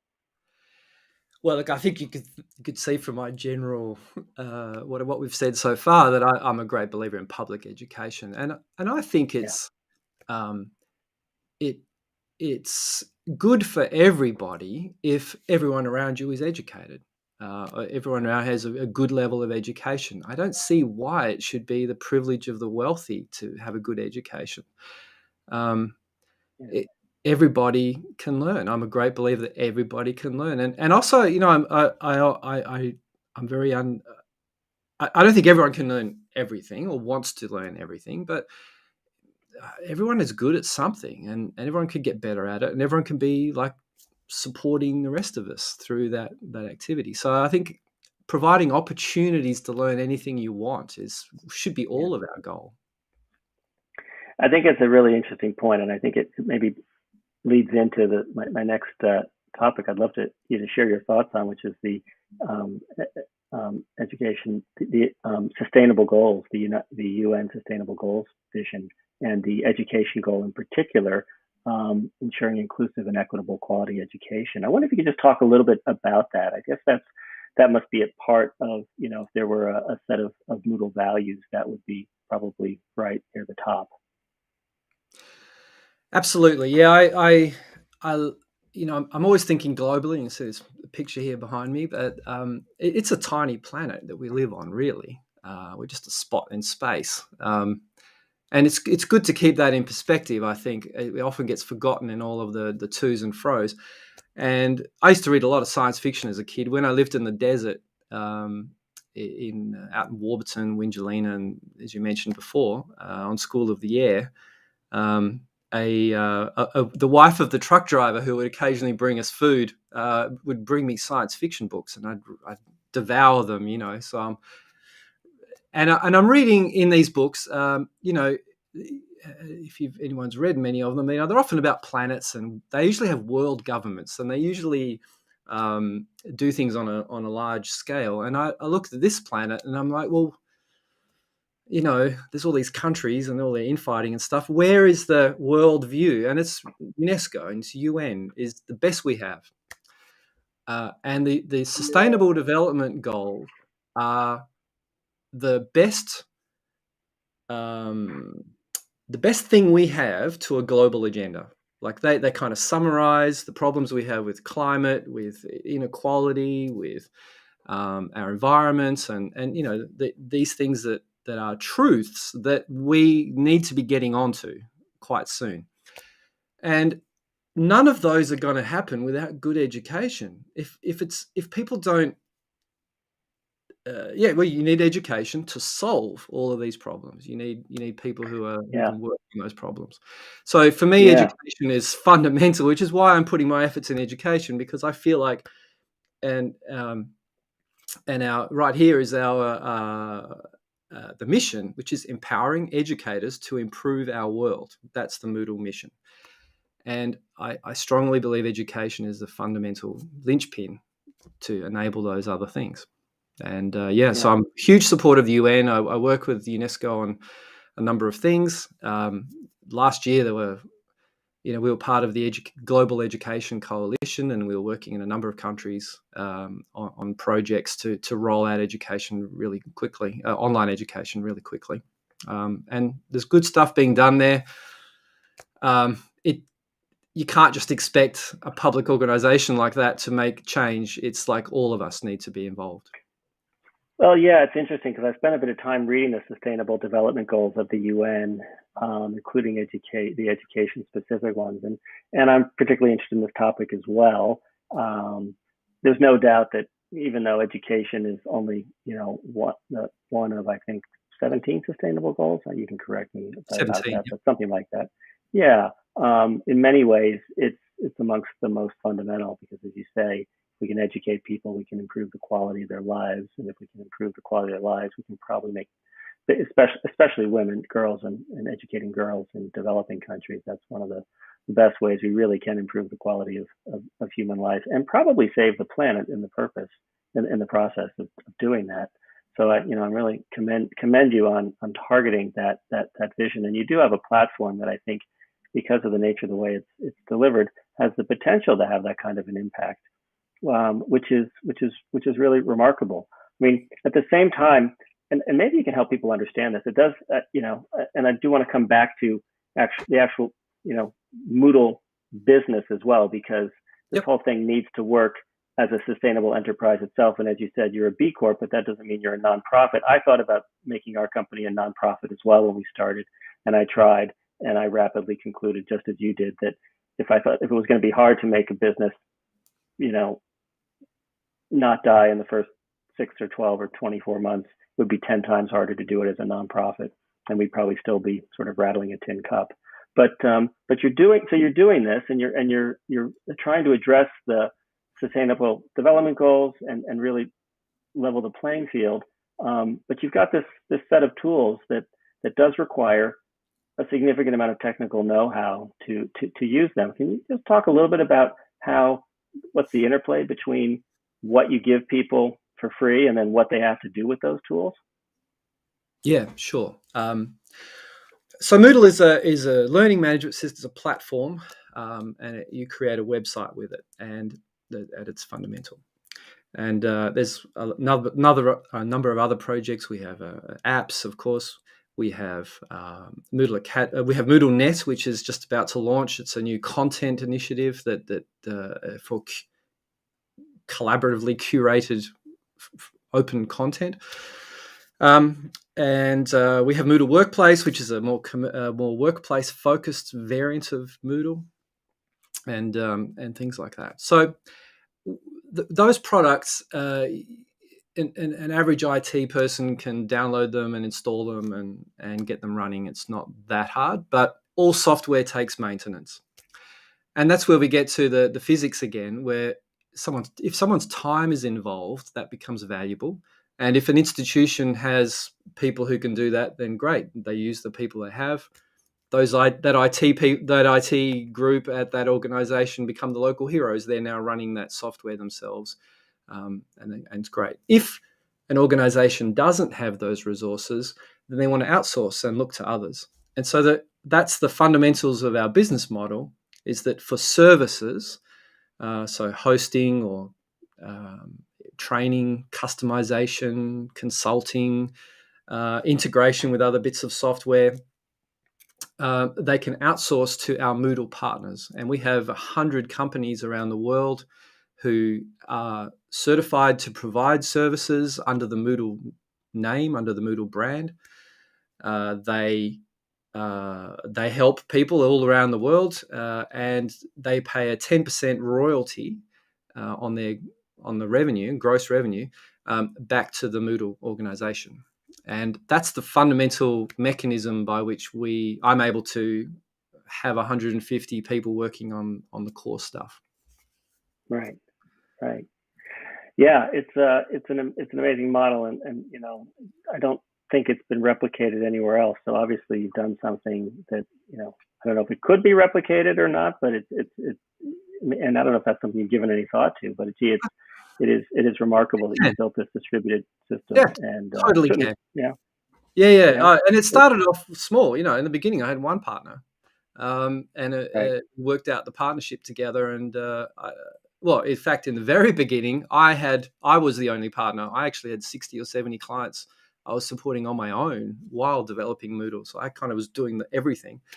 And then someone came along and said, "Hey, I could do that business side for you, the services side." I went, "Great, here's my customers," and then I focused on the development again. And that was very small. So I think anybody could come up with a relationship like that.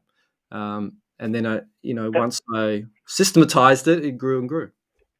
That's interesting, because I wonder if does it concern you at all that some of those partners might do a better job than others, and you don't really have control over the quality of the experience that a school or an educational institution receives. They might just get a suboptimal experience. That's something we are hyper concerned about, which is why we haven't done what you've done.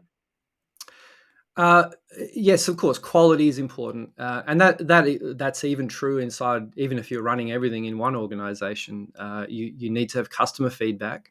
You need to be checking on things, and we have a certification process. So there's a high bar they have to leap to become a Moodle partner, and I have a team of people who are our channel managers who are keeping up those conversations with our partner network and continually watching what's going on, and we have a big there's a big leads process, so a lot of leads come through us, and we pass leads to partners to fulfill as well. So we stay in touch. Hey, look, here's something else that I think the audience is probably really interested to understand. Your Moodle is of an age now. It's not a teen. You can call it a 20-year-old startup or whatever, but the fact is it's not a teenager anymore. It's definitely an adult, and it's left the home. And one of the challenges we all know with software as it gets older is, backward compatibility, supporting older versions.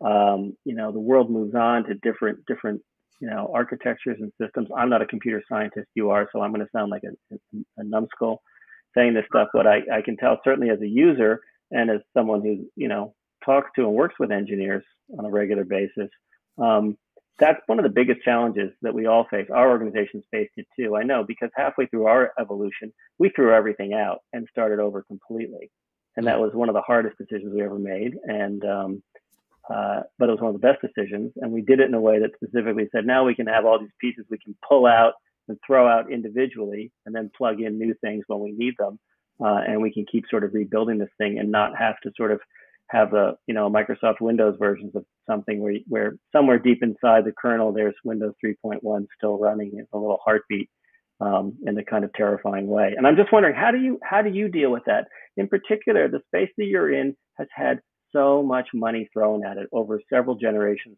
of engineering and development, and big private and public money poured into learning management systems. I mean, how do you manage that at this stage of the company's development?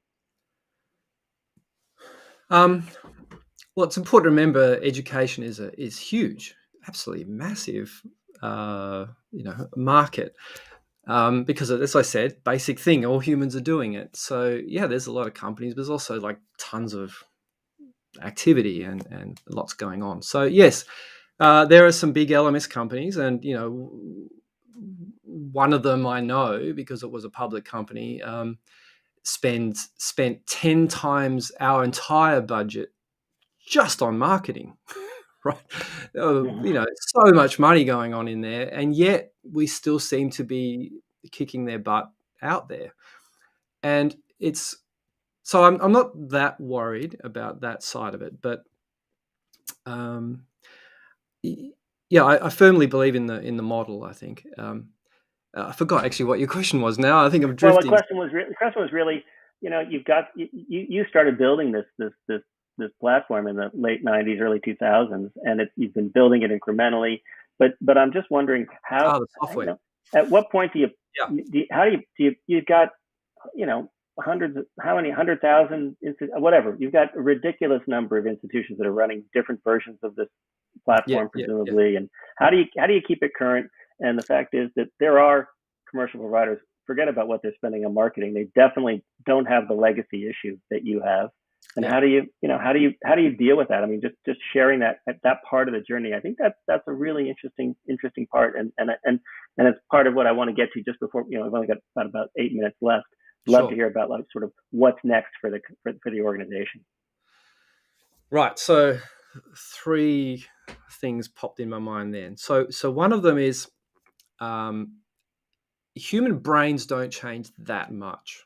Like, so the lump of meat that we all have here, it's not evolving that fast. So it's certainly not as fast as software is evolving. So Moodle's functionality is still very, very relevant. And as long as the software is running, it's usable and relevant. There's obviously affordances we all want around that, but the core functionality is still extremely useful. And the philosophy of collaborative education that I built into Moodle in the first place is still highly relevant. And I find that even today, most educators are still only using 10% of the functionality. They're only just grazing it. So the first thing most people will do when they approach an LMS is, I have to put in content and I have to have an assessment.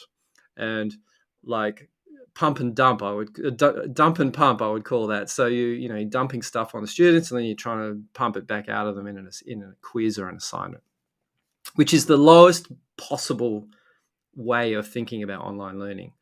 And all this collaborative stuff, having students become facilitators, become an active proponent of their own learning in a collaborative environment, is something that a lot of teachers still have to learn how to do and get good at. So it's working fine for the present. The second part about like keeping it running is that, all software projects face that, and we spend a lot of time updating things to support.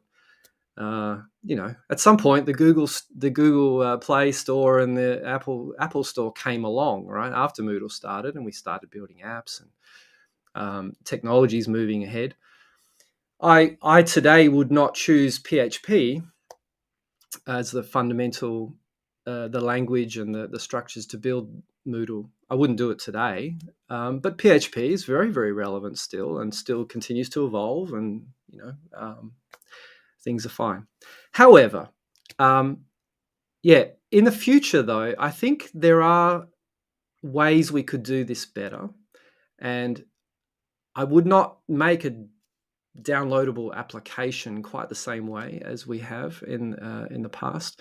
In the future, as we become more hyper-connected, more used to everything on all the time, everything there at our fingertips, and also the burgeoning array of devices that are coming down that we have now, the phones and things, of course, but this will be AR glasses in some years. It will be something not much bigger than this. The digital world will be here all the time if we want it.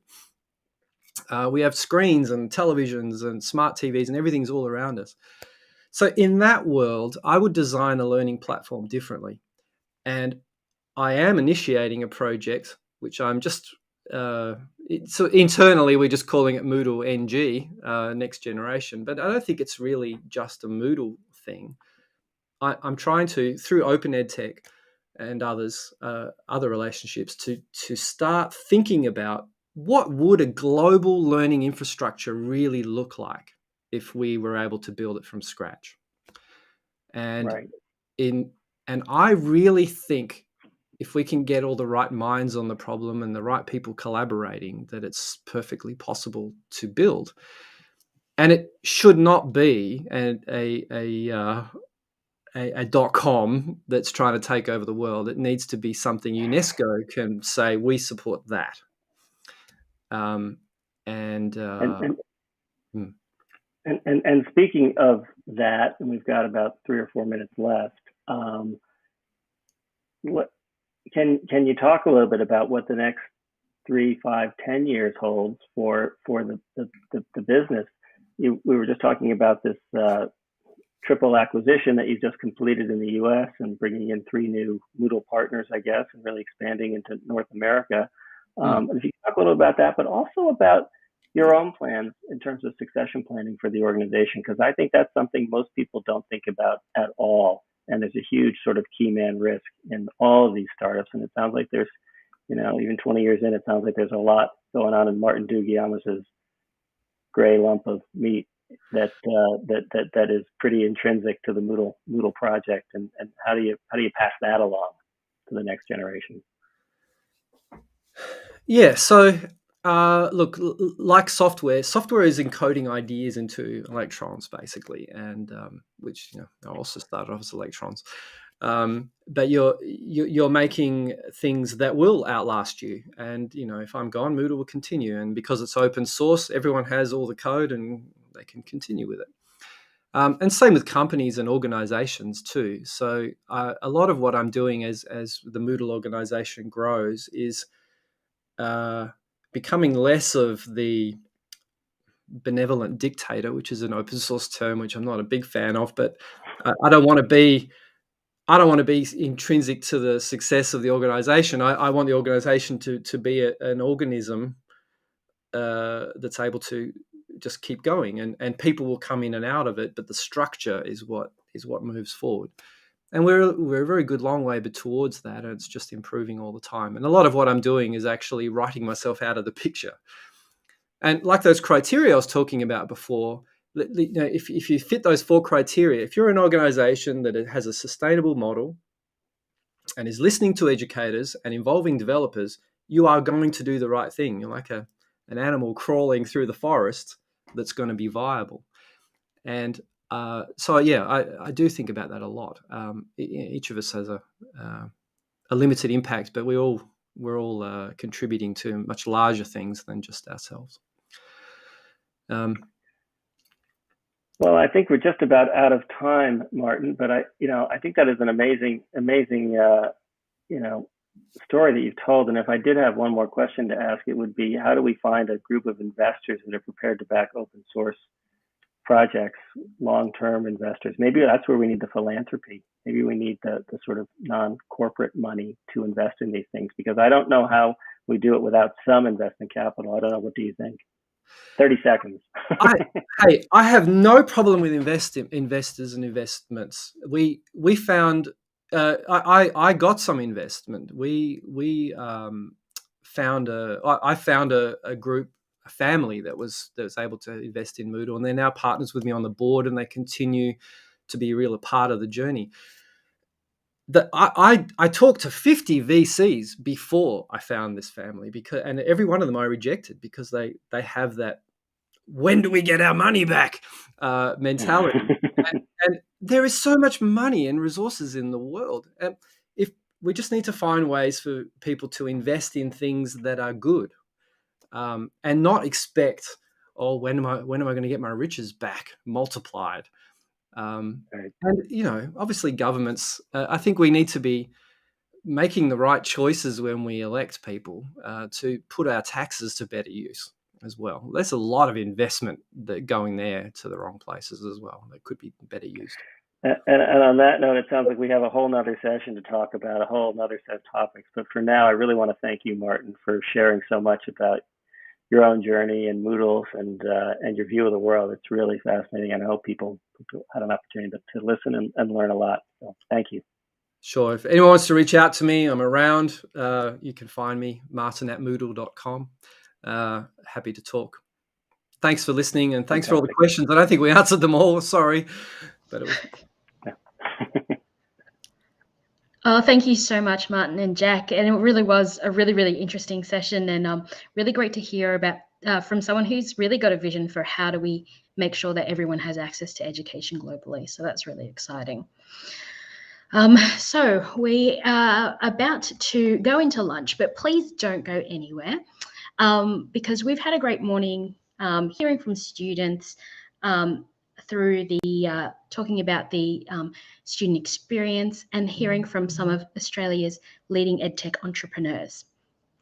So as David, our managing director, mentioned yesterday, the pandemic has provided enormous challenges for a lot of people. And there are some parts of our community that have been really, really impacted. Musicians, comedians, anyone in the arts world have had a really, really tough time. So EduGrowth is really excited to be able to provide you with some light entertainment during your lockdown, and also providing these performers with a place to practice their art. We had a cellist yesterday. We're about to welcome a duet, and we'll have a magician on stage for the Melbourne EdTech Summit tomorrow, and then a fun speaker on Friday.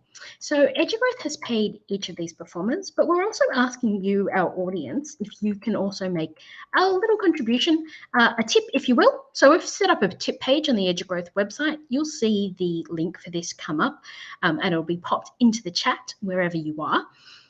And we encourage you to make a strong contribution that'll be split across all of the performers this week. We hope through this small gesture that we can help some of the members of our community that are really finding it difficult during this time. So you can provide a tip via the link on the screen.